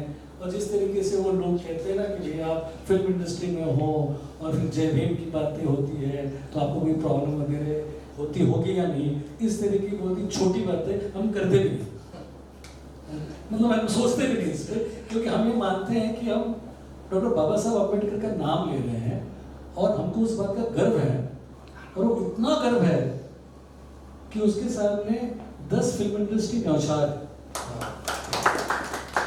तो इस बात का फख्र हमको होना चाहिए, ना कि किसी तरीके से कोई लैक ऑफ कॉन्फिडेंस हमको होना चाहिए। तो खैर मुझे लगता है कि आप आने के बाद और भी खूबसूरत बातें होगी, फिल्मों से जुड़े होगा, मुझे आपके बात अच्छे लगते हैं। तो अब मैं बात करना चाहूँगा तुलसीदास भोईते जी से, क्योंकि जिस तरीके से कम्युनिकेशन हो रहा है उसमें डॉक्टर साहब ने बातें कही, आज के परिप्रेक्ष्य में मैंने बताया कि किस तरीके से फिल्मों का रुझान बढ़ा है।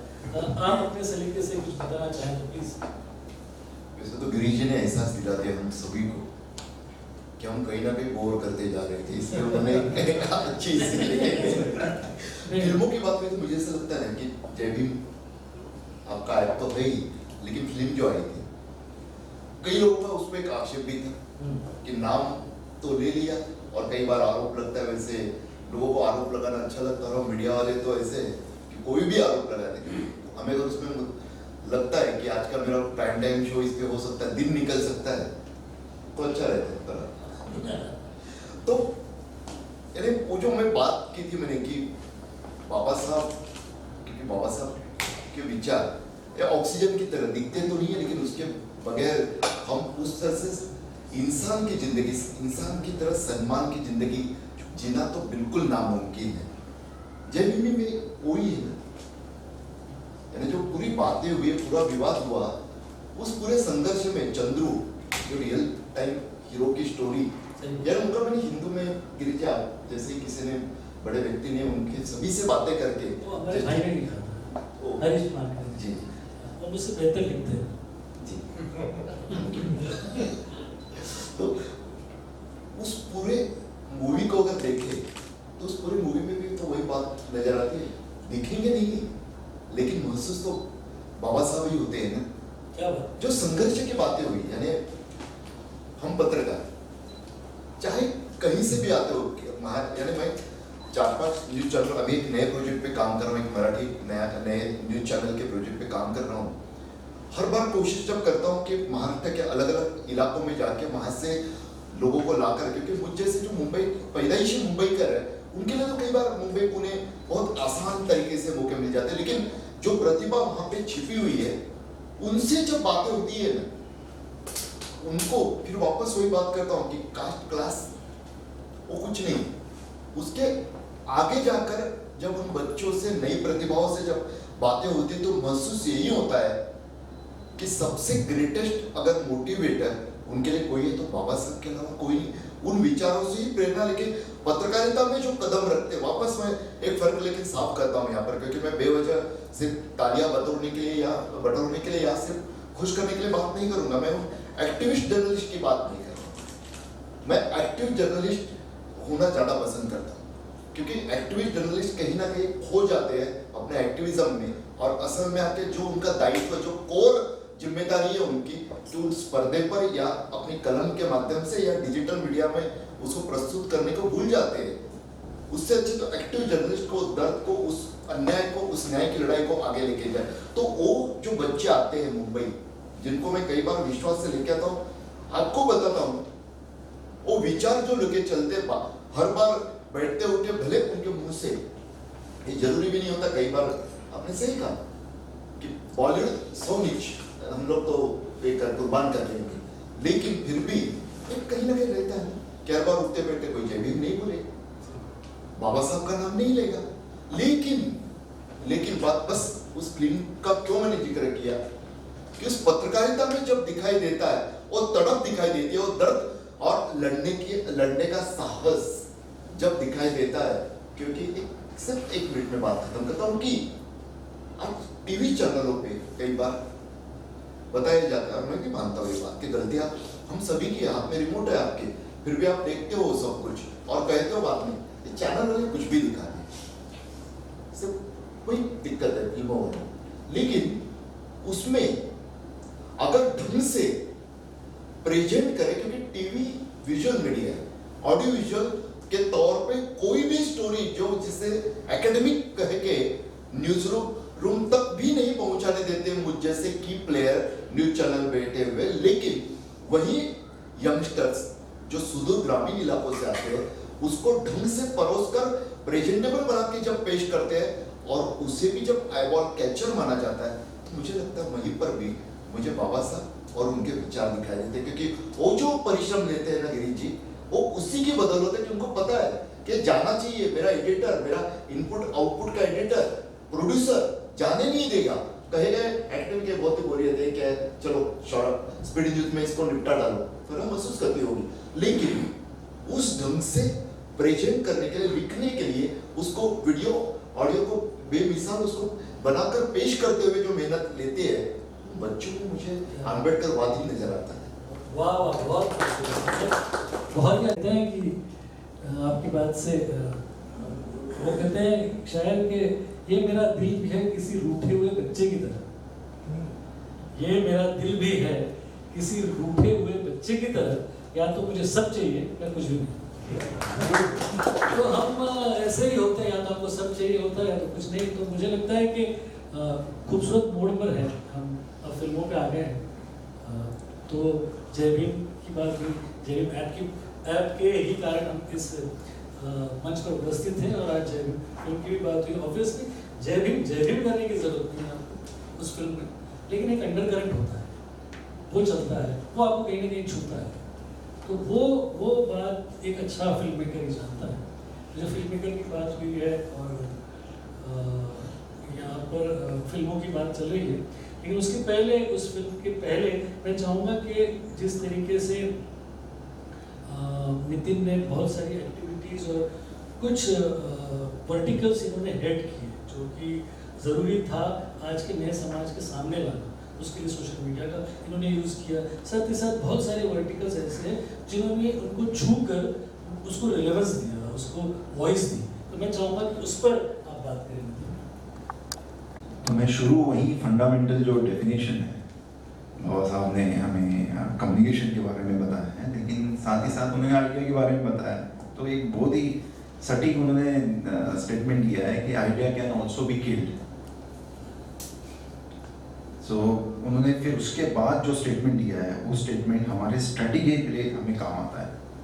तो उसके बाद मैं बताऊंगा हाउ वी डेवलप्ड हमारा जो एक्सपीरियंस रहा। तो उन्होंने कहा कि idea is just like a plant, you have to water it, nourish it, and then only it can stand to the test of time. तो यदि हमें एक आइडिया क्रॉपिंग करनी है तो इसका मतलब हमें मशक्क़त करनी पड़ेगी। अब वो मशक्क़त किस तरह से करते हैं आजकल, एक आइडिया किसी के दिमाग में आ गई, उसकी पूरी प्रोसेस होती है आइडिएशन प्रोसेस। आइडिएशन प्रोसेस में कौन क्या करेगा, सबकी एक बराबर से एक सूत्र जो बन जाता है। अब उस सूत्र में हम जैसे प्लांट को देखते हैं तो प्लांट के लिए हमें ज़मीन तैयार करनी पड़ती है, तो उसको बोलते हैं प्लोइंग। प्लोइंग करने के बाद यदि हम उसको इसमें देखें, सोशल मीडिया में देखें प्लोइंग को, प्लोइंग का अर्थ किससे होगा? तो प्लोइंग का अर्थ होगा कि सबसे पहले तो इशू सिलेक्ट करें, कौन से इशू पे काम करना है। उसके बाद आता है हार्वेस्टिंग, लगा दिया हमने सीडी, सेकंड स्टेज है सीड डालना है। अब वो इश्यूज है 10, उसमें से एक सिलेक्ट करना है, तो उसके लिए भी स्ट्रेटेजी बनेगी। डाल दिया जमीन में, फिर उसको पानी डालना है, उसको बढ़ाना है, उसके बाद उसको हार्वेस्ट करना है। जब तक हार्वेस्ट नहीं करेंगे वो सीड आपको फ्रूट नहीं देगा, या फिर फ्रूट खाने लायक नहीं होगा, या फिर जो भी है अनाज है खाने लायक नहीं होगा। तो उसका हम सोशल मीडिया में क्या देखते हैं, तो हम बोलते हैं कि उसको स्प्रेड करें, उसकी वायरलिटी बढ़ाएं। तो वही आइडिया हम 10 लोगों तक क्यों पहुंचाते हैं? हमने देखा है कि आइडिया जनरेटर कोई और है, आइडिया स्प्रेडर कोई और होता है। तो उसमें जो लिंक है, आप यदि इनविजिबल लिंक्स देखेंगे तो वो एक तरह से किसी तो भी थर्ड एलिमेंट से प्रभावित होते हैं, ना कि आइडिया से सिर्फ। अब वो थर्ड एलिमेंट होता है आइदर सरप्लस, जो शेयर होता है बेनिफिट्स के बाद, यानी मनी, इंसेंटिव, डायरेक्ट इंसेंटिव, और इमोशनल इंसेंटिव। और जहां पे भी इमोशनल इंसेंटिव ज्यादा होता है, वहां पे जो आइडिया है, जो स्प्रेड, जो वायरलिटी है, बहुत ज्यादा होती है। तो जो हमारा हार्वेस्टिंग है, क्रॉप का हार्वेस्टिंग सीजन है, उसके बाद हम उसको मार्केट में लेके जाते हैं। So that's the time the idea gets fully into another seed, वो अनदर सीड बन जाती है। तो दिस एंटायर प्रोसेस जो है, जो प्लांट की प्रोसेस है, उसको हम रिलेट करें आइडिया से, जो बाबा साहब ने हमें खुद दिया है। ये कोई हमने यहाँ से हमारे दिमाग से बनाया नहीं है, बाबा साहब ने खुद बोला है कि उसको हम कैसे नरिश करते हैं ना, ये हम परिप्रेक्ष्य में तो कैसे ला सकते हैं। और इसको हमने कोशिश की है। यदि आपको पता हो कि ये बड़ी भारत को यानी शर्म आए, पूरे भारत के जो वासियों को शर्म आए, ऐसी घटना हुई खेरलांजी में 2007। वो दिन भी जो है धम्मचक्र परिवर्तन के दिन वो घटना सामने आती है। एक लीडिंग न्यूज़पेपर वो घटना को ऐसे पेश करता है कि ये अनैतिक संबंधों से ये घटना हुई है।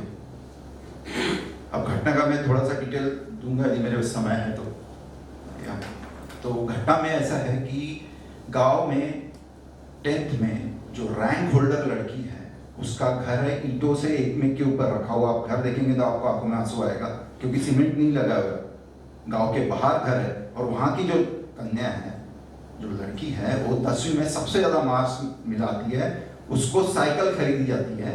वो साइकिल से आना जाना करती है। तो गांव के जो बच्चे हैं, जो पढ़े लिखे नहीं है, वो बैठे हैं, वो उसको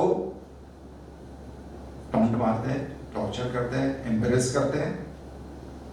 उसकी माता जो है वो फाइट करती है अपने लड़की के लिए, और वो बन जाती है पूरे गांव की एक बहुत ही उसे बोलेंगे सॉर्ट ऑफ जेलसी क्रिएट हो जाती है गांव में कि ये जो है गांव के बाहर घर भी नहीं है और ये टॉप कर रही है स्कूल में जाके, जिसको यानी हम नहीं सोच सकते कि ऐसी लड़की जो है टॉप करे, और जिसको हम रोज देखे साइकिल से आते जाते हुए, क्योंकि ये तो सहन ही नहीं होता। तो ऐसी लड़की के साथ सिर्फ उसको नहीं, उसकी माता को, सिर्फ उसकी माता को नहीं, उसके भाई को, सिर्फ उसके भाई को नहीं तो उसके भाई, दूसरे भाई को जो कि अंधा है, इनको गांव में पीट पीट कर मारा जाता है और फेंक दिया जाता है। ऐसी घटना आप ही के महाराष्ट्र में हुई है। और जहां पे हुई है वो घटना 15 दिन तक छुपाई गई है। 15 दिन के बाद घटना का जो न्यूज क्रम जो आता है प्रिंट मीडिया में, वो आता है कि ये अनैतिक संबंध वो औरत के थे, इसलिए ये घटना घड़ी हुई है।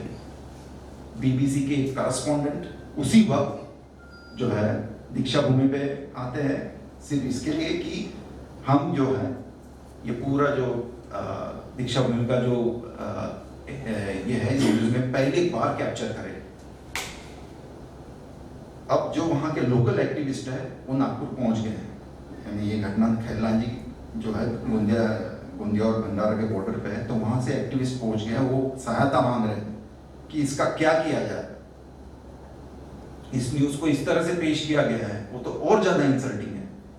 तो उसी वक्त हमारे कुछ मित्र लोग वहाँ पे थे, उन्होंने इस आइडिया को पकड़ लिया कि क्या ये आइडिया हो सकता है जो धम्म चक्र परिवर्तन के दिन जो अपने मेहनत से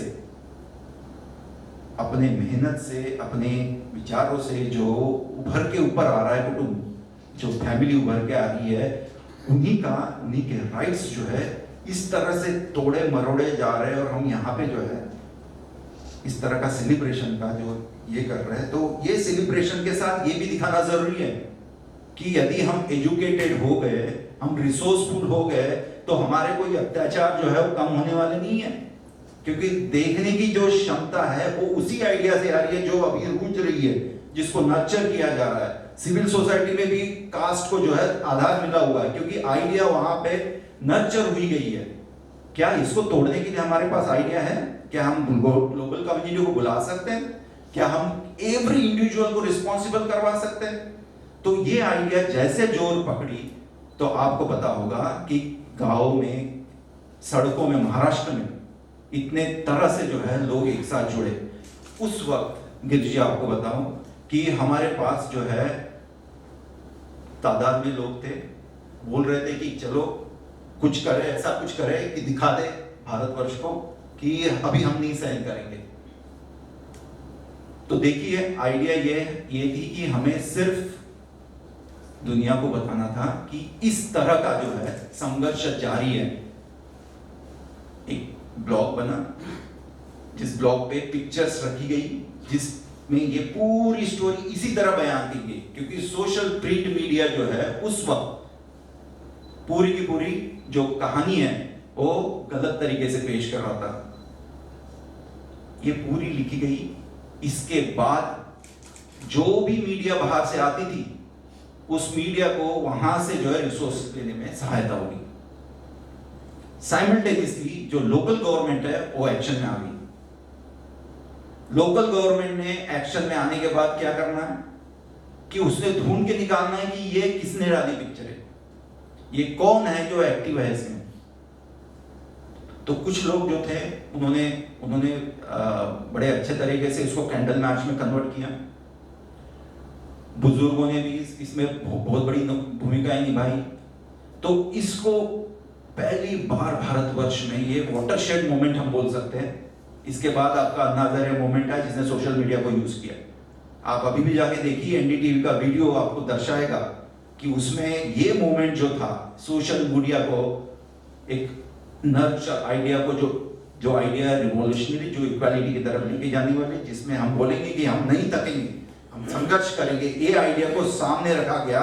state was against this idea. State called everyone जो उसमें इन्वॉल्व थे उनको नक्सल करके घोषित किया गया। CID was run after them. तो मैं आपको ये बता दूं कि ये जो हम फंडामेंटली बाबा साहब को पढ़ने की बात कर रहे हैं, इसमें कलेजा लगेगा। ये आपके टीआरपी के जो क्षेत्र से उससे बाहर है। लेकिन एक भी बता दो कि नंबर्स आपके साथ है तो रिवॉल्यूशन पॉसिबल है। सो इकोनॉमिक्स और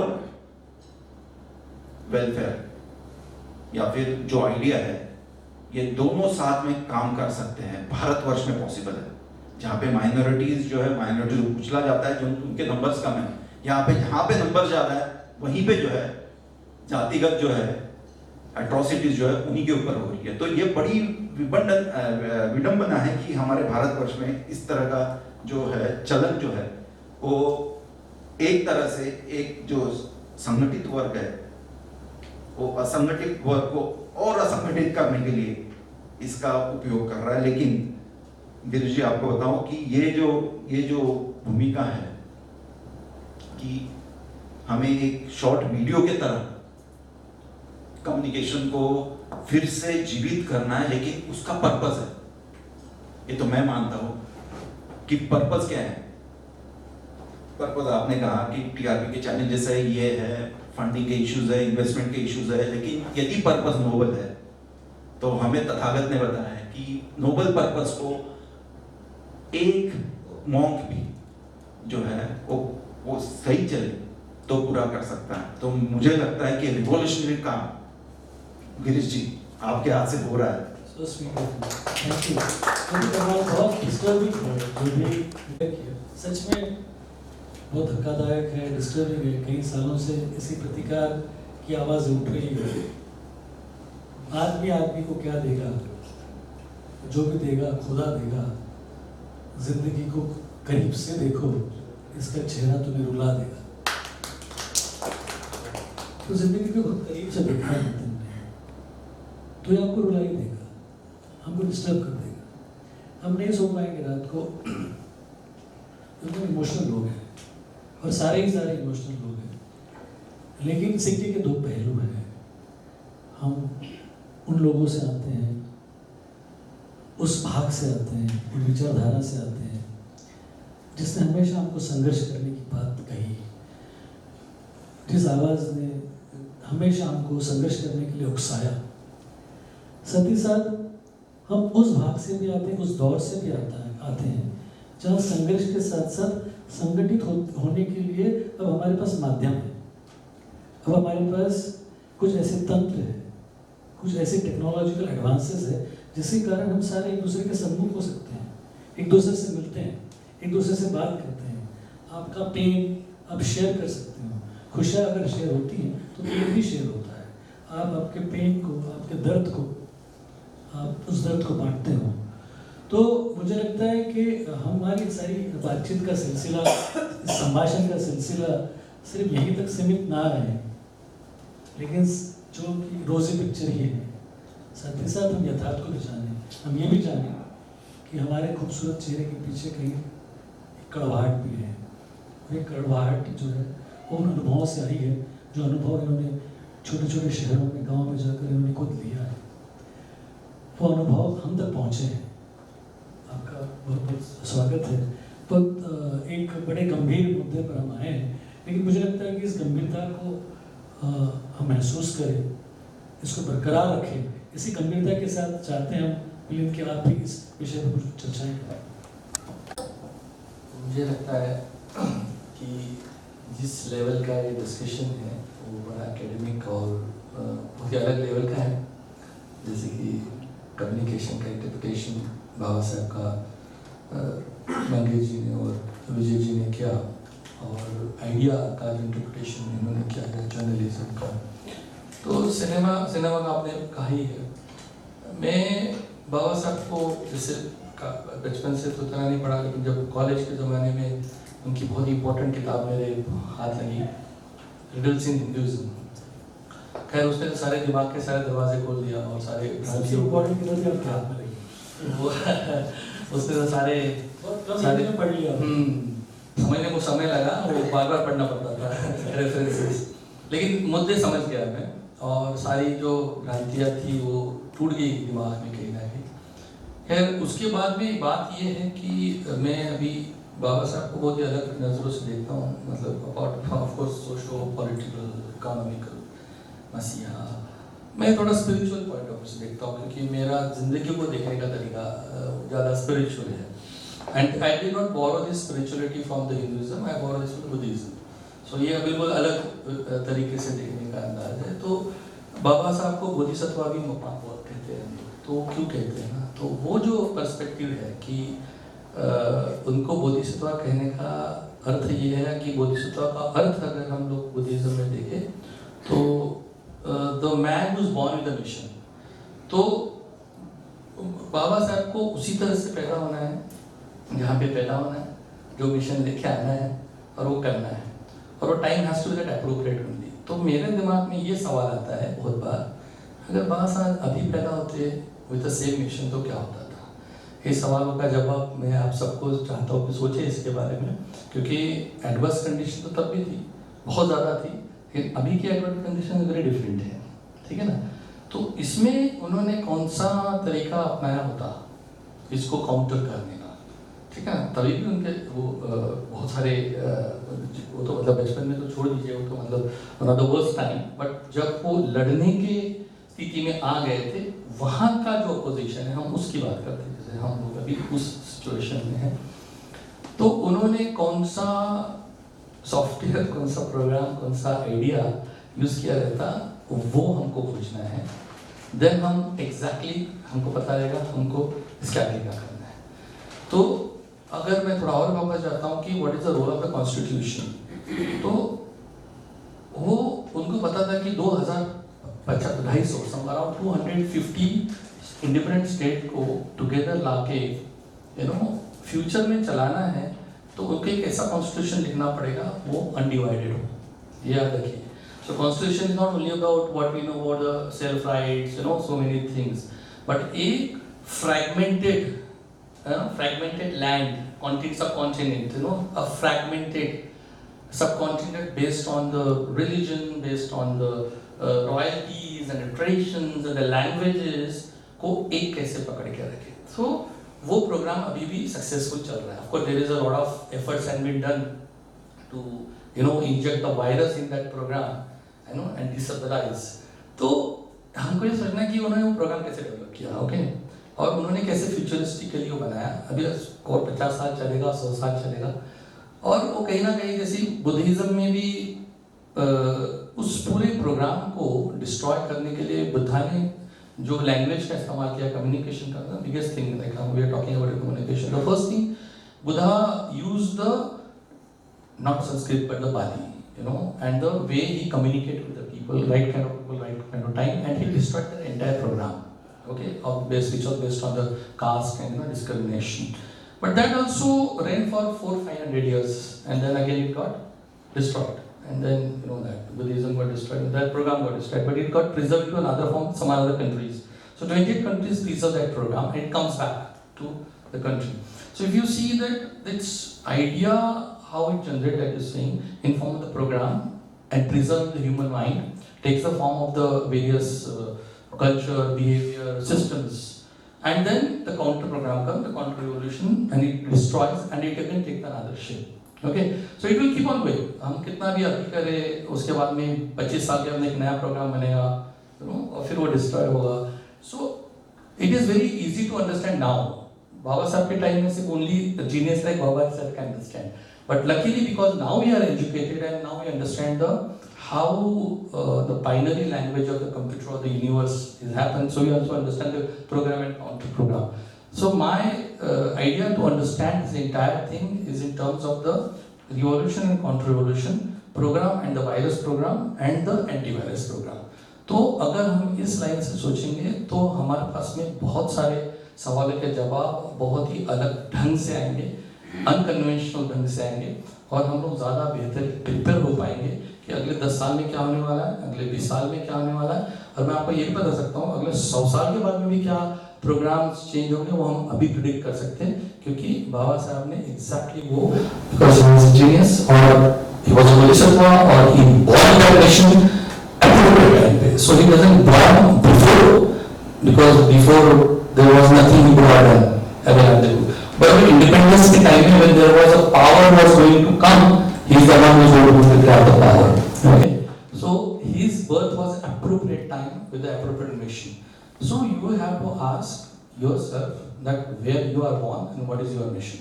So if we define the same way the Baba Sahib has defined his mission or born with that mission, we each one have born with that. And if we exactly ask this question, then we know exactly what we are going to do. Okay, this is my idea. Thank you. Visual आपको पता है, मिलिंद और मुझे बहुत छोटा सा फर्क है। वो फिल्म बनाता है, मैं फिल्म में देखता हूँ, छोटा सा फर्क है। लेकिन हाँ, मिलिंद के आने से ये ज़रूर है कि हमको एक विजुअल रिप्रेजेंटेशन मिलता है हर चीज़ों का। तो मुझे लगता है कि बातचीत का सिलसिला तो चलता ही रहेगा, लेकिन जिस तरीके से हम सोच रहे थे कि भाषण ना करके संभाषण करें, उस संभाषण से हमने बहुत सारी चीज़ें सीखी। एक फिल्म आई थी काला पत्थर, उसमें शत्रुघ्न सिन्हा अमिताभ बच्चन से खेलता है और कोई मैदान में जाता है, तो ज़िंदगी में खुद के अलावा किसी को तारीफ़ काबिल नहीं समझा दोस्त, तुझे मान गया। तो आज मैं कहना चाहूँगा कि मुझे अपने अलावा कोई तारीफ काबिल कभी नहीं लगा, लेकिन आज आप सारे लोग मुझे मान गए।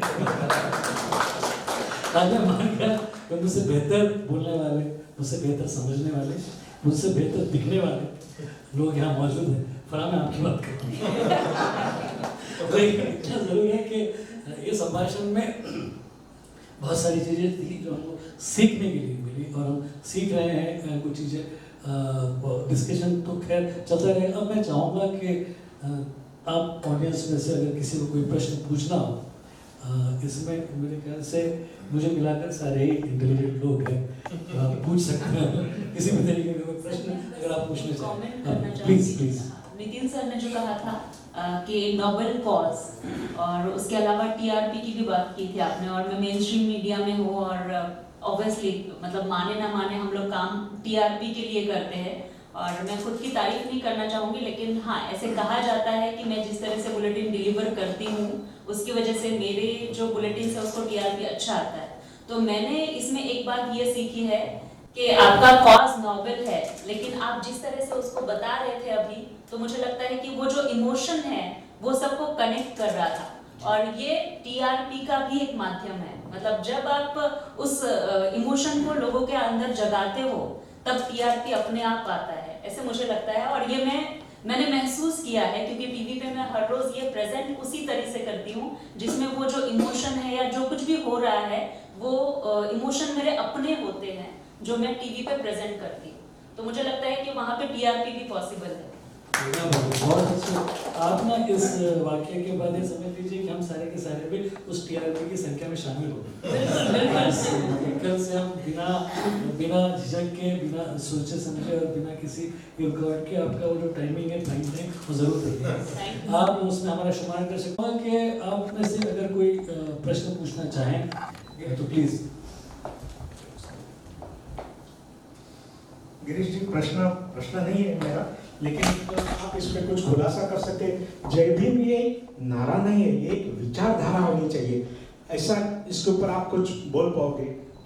विचारधारा है क्योंकि ये सारे के सारे देखो नारा था जहाँ से शुरुआत हुई, उसके बाद जय भीम को लेकर बहुत सारी चीज़ें हुई कम्युनिकेशन से, इन्होंने फिल्म है, हम अपने शॉर्ट वीडियो की बात कर रहे हैं।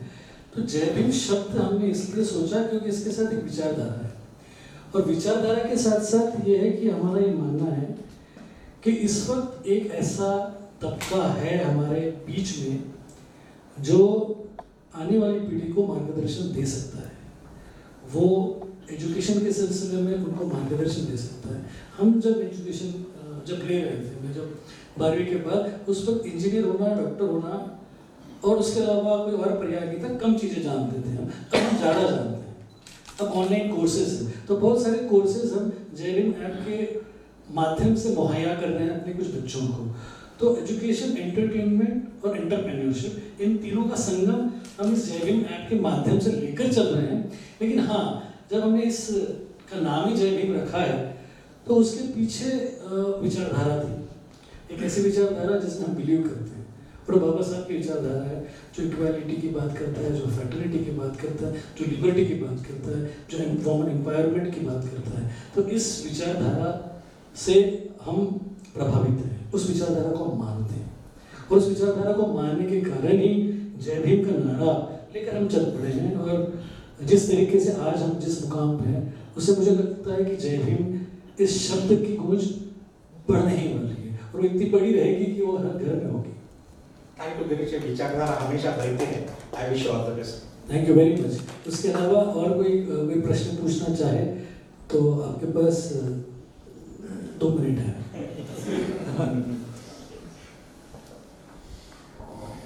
मुझे लगता है कि इनके खामोशी में ही इनका जवाब है। जितने लोग यहाँ हैं वो, मैं आप सारे लोगों का शुक्रिया अदा करना चाहूँगा, क्योंकि अच्छे बोलने वालों के साथ साथ अच्छे सुनने वाले भी ज़रूरी है। मैं जानबूझकर हम अपने आप को इसलिए अच्छे, क्योंकि जय भीम बहुत ही गर्व के साथ कहना चाह रहा है कि ये इस तरीके का हमारा पहला आयोजन है। हमने बहुत सारे एंटरटेनमेंट के शोज किए, एजुकेशन के शोज किए, लेकिन इस तरीके की डिस्कशन, इस तरीके की परिचर्चा, इस तरीके का संभाषण ये हमारा पहला आइडिया था जहाँ पर हम बातचीत कर सके। और बातचीत जब करें तो वो खुल के बातचीत हो। जिस तरीके से नितिन ने अपनी बात रखी, उसमें कोई रिजर्वेशन नहीं था, कोई इनिबिशंस नहीं थे, और वो बात उसी तरीके से हो, बात इतने सलीके से ना कहे कि किसी फॉर्मेलिटी में बात ना रखकर, किसी भी फ्रेमवर्क में बात ना रखकर वो फ्लो होते रहे, तो ऐसी बातचीत हो। तो मुझे लगता है कि आज के इसमें जितनी चीज़ें हमें, अगर हम मोदी जी की बात करें तो उन्होंने बहुत सारी चीज़ें हमारे को, नितिन ने खासकर ऐसे विषयों की बात की जो हम सिर्फ बात कर रहे थे पेरिफेरल तरीके से, लेकिन उन्होंने अपने वक्तव्य से, अपनी बातों से कराई, वो बात को अपने तक, हमारे तक ले आए। उसके अलावा फिर फराह ने बहुत सारी बातें बताई, फराह ने अपने अनुभव बताए कि वो इतने सक्सेसफुल है, ये भी बताया। आपने ये नहीं बताया कि आप इतना रेगुलर एक खास इवनिंग के शोज करते हुए किस तरीके से वक्त निकाल पाते हो, किस तरीके के शोज में अटेंड कर सकते हो। शिफ्ट एडजस्ट, वो के शिफ्ट मैं एडजस्ट करती हूँ, मेरी शिफ्ट कोई और एडजस्ट करते हैं। देखिए हम लोग कितनी बड़ी बात है कि मैंने शिफ्ट एडजस्ट की और आज इस शो में वो आमंत्रित हुई। आपका बहुत बहुत धन्यवाद। डॉक्टर कदम ने बहुत सारी चीज़ें की। एक्चुअली शुरुआत ही उन्होंने उस आइडियोलॉजी से, कल्टिवेशन ऑफ माइंड से जब की, तो वहाँ से बातचीत का, संभाषण का सिलसिला दिया। संभाषण को बहुत अच्छी तरीके से उन्होंने संभाला। उसके बाद फिर मंगेश ने उसको बहुत ही सोफिस्टिकेशन, नॉलेजेबल तरीके से और बहुत ही अक्लीन तरीके से उसके चीज़ें समझाई। एक बड़े कम्युनिकेशन के माध्यम को कई सारे किस तरीके से उनके रूप होते हैं, और कॉमन कम्युनिकेशन और कम्युनिटी, ये मैं कभी नहीं भूल पाऊंगा। इतनी बड़ी सीख लेते हो, लेकिन चलेगा, ऐसे लोगों का हमारा स्वागत होता है क्योंकि फिल्मी लोगों का हमारे बीच में। Sorry, I was not scheduled to speak. It's okay. We are even मुझे लगता है कि सारे के सारे ही शो के काबिल है जिन्होंने इतने गहन विषयों को सुना। मैंने अपनी तरीके से कोशिश की कि मैं अपनी भाषा में आप लोगों के साथ आऊँ, और आज जब भी शॉर्ट वीडियो के माध्यम से जब इतने वक्ता यहाँ आए हैं, तो मैं आपको बता दूं कि इस तरीके के कार्यक्रम, इस तरीके के आयोजन हम हमेशा करते रहेंगे। इसके बाद का आयोजन हम संविधान दिवस के रूप में मनाने जा रहे हैं, उस वक्त भी इसी तरीके का आयोजन होगा। और आप सारे ही वक्ताओं का तहे दिल से मैं शुक्रिया अदा करना चाहता हूँ। और जाने से पहले मैं चाहूँगा कि इसका समअप, इसका जो भी जिस तरीके से समअप किया जाता है, कुछ कोशिश। जय भीम ऐप जो शॉर्ट वीडियो ये ऐप जो चालू किया है, लेकिन ये आपके पूरा भारतवर्ष में फेमस हो जाएगा, क्योंकि ऐसा ऐप पहले कहीं चालू हुआ नहीं है। तो गिरीश जी को ढेर सारी शुभकामना, ये आपने पूरा इंडिया में फेमस हो जाएगा। आने वाले अगले साल में देखना आपका कितने व्यूवर्स हो जाएंगे और आपका नाम हो जाएगा। और बाबा साहब अम्बेडकर का तो नाम है, इनको तो पूरी दुनिया जानती है, पूरी वर्ल्ड जानती है। ढेर सारी शुभकामना। बहुत बहुत धन्यवाद। उमेर भाई फिल्म मेकर है, प्रोड्यूसर है, हमारे दोस्त हैं, तो दोस्तों की जुबान से तारीफें तो आ रही हैं, लेकिन हाँ, हम सब आपकी ओर बढ़ रहे हैं। मैं सभी का धन्यवाद नहीं देना चाहूँगा, क्योंकि जैसे तुलसीदास जी को फोन किया प्रोग्राम में आना है, कुछ लोगों को कैश तो तुरंत हाँ बोल दिया। इन सब बिजी शेड्यूल्स की तरह इवन फराज जी ने भी बोल दिया कि प्रोग्राम है तो मुझे आना ही है। तो सभी लोग ऐसे घरेलू वातावरण है, किसी को बोलना नहीं पड़ता, किसी को कुछ देना नहीं पड़ता है, लोग आ जाते हैं क्योंकि उनके बाबा साहब वो जीते हैं। वो लोग वो ऐसे ही नहीं आता। जब तुलसीदास भट्टी जी को हम बोलते हैं और वो आते हैं, तो मुझे लगता है कि जय भीम बोलने से बाबा साहब जीना, जय भीम जीना, ये बहुत ही इम्पोर्टेंट है। यहाँ के सभी लोग वो करते हैं। और मॉडर्न पर्सपेक्टिव की जब बात आती है, तो एक बात हम डिस्कशन में थोड़ा सा रह गया कि बाबा साहब की हम सारी बातें याद करते हैं, बट हिंदू कोडविल में बाबा साहब ने जो किया है वो हमेशा हम उसको कम महत्व देते हैं।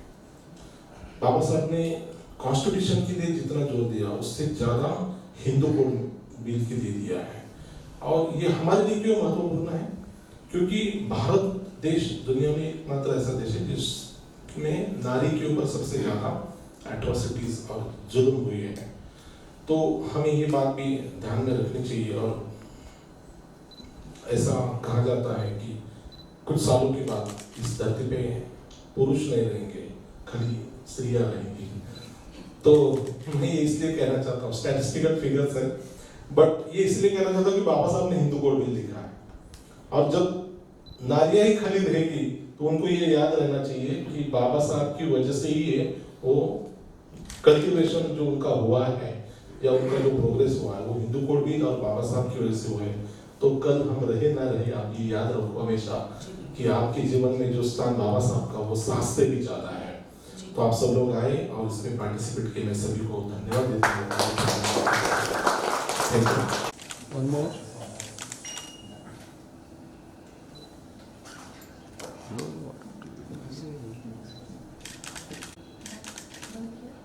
Thank you. Thank you, sir. नाराज क्यों हो? हेलो पूछा तो हाँ थोड़ा सा मैम थोड़ा पीछे आइएगा।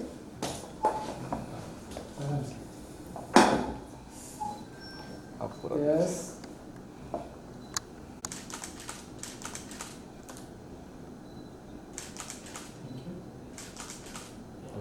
Thank you.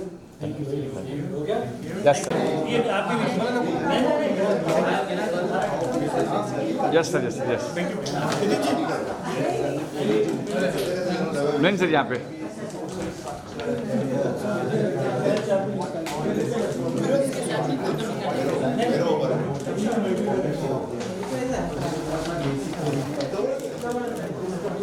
Tulsidas ji, thank you very much. Done sir.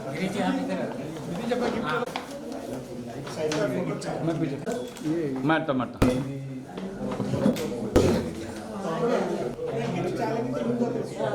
Sir sir sir doctor साहब को दिया कि नहीं? दिया हुआ है ऑलरेडी। ठीक है, चलो थैंक मंगेश सर आगे ना मंगेश का लेना है, किसको लेना है? सर सर सर हाँ मंगेश। 2 मिनट और तो ये जो आज का जो संभाषण हुआ है वो जय भीम ऐप की तरफ से हुआ है, और जो जय भीम ऐप है एक बेहतरीन प्रयास है कि जो बाबा साहब की दृष्टि से जिस प्रबुद्ध भारत का निर्माण करना है, कि प्रबुद्ध भारत के निर्माण का अर्थ ये होता है कि जो एक इंसान और दूसरे इंसान के बीच में जितनी भी दूरियां है उसको ख़त्म करके उनके दोनों के बीच में जो है ऐसे संबंध प्रस्तावित करना कि एक समाज का निर्माण हो जाए। आज हमारा भारत का जो समाज है वो अलग अलग जातियों में, अलग अलग धर्मों में, अलग अलग भाषाओं में टूटा हुआ है, और उसको जो ये भेद है उसको तोड़ के एक संघ समाज बनाने की जो जिम्मेवारी है वो जय भीम ऐप की है। जय भीम ऐप जो है इसमें एक शब्द आया है जय भीम, जिसको बोलते हैं बैटल क्राई फॉर जस्टिस, कि ये जो है ये जो न्याय की लड़ाई है उसके लिए बहुत ही बड़ा ऐसा ये घोष वाक्य है। तो मैं देखता हूँ कि जो जय भीम ऐप की तरफ से जो कार्यक्रम यहाँ आयोजित किया है उसका जो परिघ है वो बहुत व्यापक है, और इसके चलते हुए जो है वो बहुत युवाओं को मौका मिलेगा कि किस प्रकार वो जो है अपने आप को सबल बनाए, महिलाएं जो है अपने आप को सबल बना के जो है आगे बढ़ेंगे। और आज का जो संभाषण है इसी दिशा में एक बड़ा कदम था, ऐसा मुझे लगता है। धन्यवाद। क्या कुछ कहना चाहेंगे आज के ये जो जय भीम शॉर्ट वीडियो ऐप के माध्यम से उनके सीईओ गिरीश वानखेड़े जी ने जो एक प्रयास किया है कि बाबा साहब अम्बेडकर इन ए मॉडर्न पर्सपेक्टिव, तो मुझे लगता है ये एक बहुत रिलीवेंस है इसका आज के ज़माने में, जब हम देखते हैं कि बाबा साहब आज के ज़माने में कैसे रिलीवेंट है। तो यहाँ पे जो डिस्कशंस में से जो मुद्दे आए, जो नितिन जी ने बोला या मंगेश जी ने बोला, तुलसीदास जी ने बोला, फराज जी ने बोला, इवन मिलिंद जी ने कहा, फिर गिरीश जी ने भी कहा, तो ये हमें बार बार ऐसे प्रोग्राम जब हम लेते रहेंगे तो हमें समझ में आ जाएगा कि बाबा साहब का मॉडर्न इंडिया के लिए क्या कंट्रीब्यूशन है, क्या रिलेवेंस है, और बाबा साहब हमारे लिए किस तरह से हमें हमेशा प्रेरणा देने वाले हैं। बाबा साहब हमेशा राष्ट्रीयता की बात करते थे, मॉडर्न इंडिया की बात करते थे। तो हमें लगता है कि ये ऐसे प्रोग्राम एक नया दृष्टिकोण देते हैं, हमें खुद को एक नया एंगल देते हैं, एक विजन देते हैं।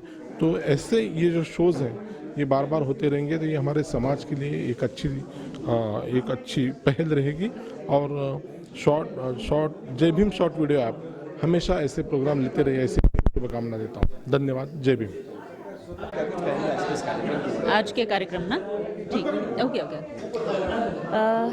जय भीम ऐप हमेशा से ही ऐसे इनोवेटिव प्रोग्राम करता आया है और मुझे लगता है कि आज का जो प्रोग्राम था वो काफ़ी ज़्यादा इनोवेटिव था। इनफैक्ट ऐसे था कि बहुत सारी चीज़ें ऐसी है जो बाबा साहब अम्बेडकर ने हमें दी है, लेकिन उसका जो हमारी लाइफ में इम्पोर्टेंस है वो फिर से एक बार लोगों तक पहुंचाने का काम जय भीम कर रहा है। लोगों को ये रियलाइज़ तो होता रहता है, लेकिन जय भीम ने एक प्लेटफॉर्म दिया है और इस प्रोग्राम के माध्यम से हम लोग जो एक्सपीरियंस करते हैं हमारे डे टू डे लाइफ में एज अ न्यूज़ एंकर, जो भी बातें हमारे सामने आती रहती है, जो किस्से लोगों के हमारे सामने आते रहते हैं, वो यहाँ पे शेयर करने का मौका मिला। इसलिए मैं जय भीम की बहुत बहुत आभारी हूँ। जी, देखिए, बाबा साहब अम्बेडकर कोई एक व्यक्ति तो है नहीं, वो विचार है। एक ऐसा विचार जो समय के साथ आगे बढ़ता ही जा रहा है, बड़ा होते जा रहा है। क्योंकि सबसे बड़ी बात जो है, जब तक इंसान है तब तक बाबा साहब अम्बेडकर के विचारों को चाहकर भी उनको जो यानी कहीं ना कहीं रहता है ना कि दिमाग से तो कहते हैं बाबा साहब के बारे में, लेकिन थोड़ा दिल में कहीं ना कहीं कुछ लोगों के हो सकता है, कुछ रुकावटें हो उनकी अपनी, कुछ मेंटल ब्लॉक हो, लेकिन उनको भी समाज को दिखाने के लिए ही सही, लेकिन बाबा साहब के विचारों को अपनाने के अलावा चारा नहीं रहता। ये वास्तविकता है। और इस पूरी परिचर्चा में सबसे अच्छी बात मुझे जो लगी ना कि हर एक ने यहाँ पे खुलकर बात की और आज के संदर्भ में बाबा साहब को अभिव्यक्त करना एक अलग ही मौका था, जहाँ पर सभी को कुछ अलग सुनने को मिला, कुछ अच्छा कहने का एक मौका मिला। और उसका वजह भी हम सभी जानते हैं, बाबा साहब ही है जिन्होंने सभी को ये अधिकार दिया है, जो चाहे वो हम अभिव्यक्त कर सकते हैं।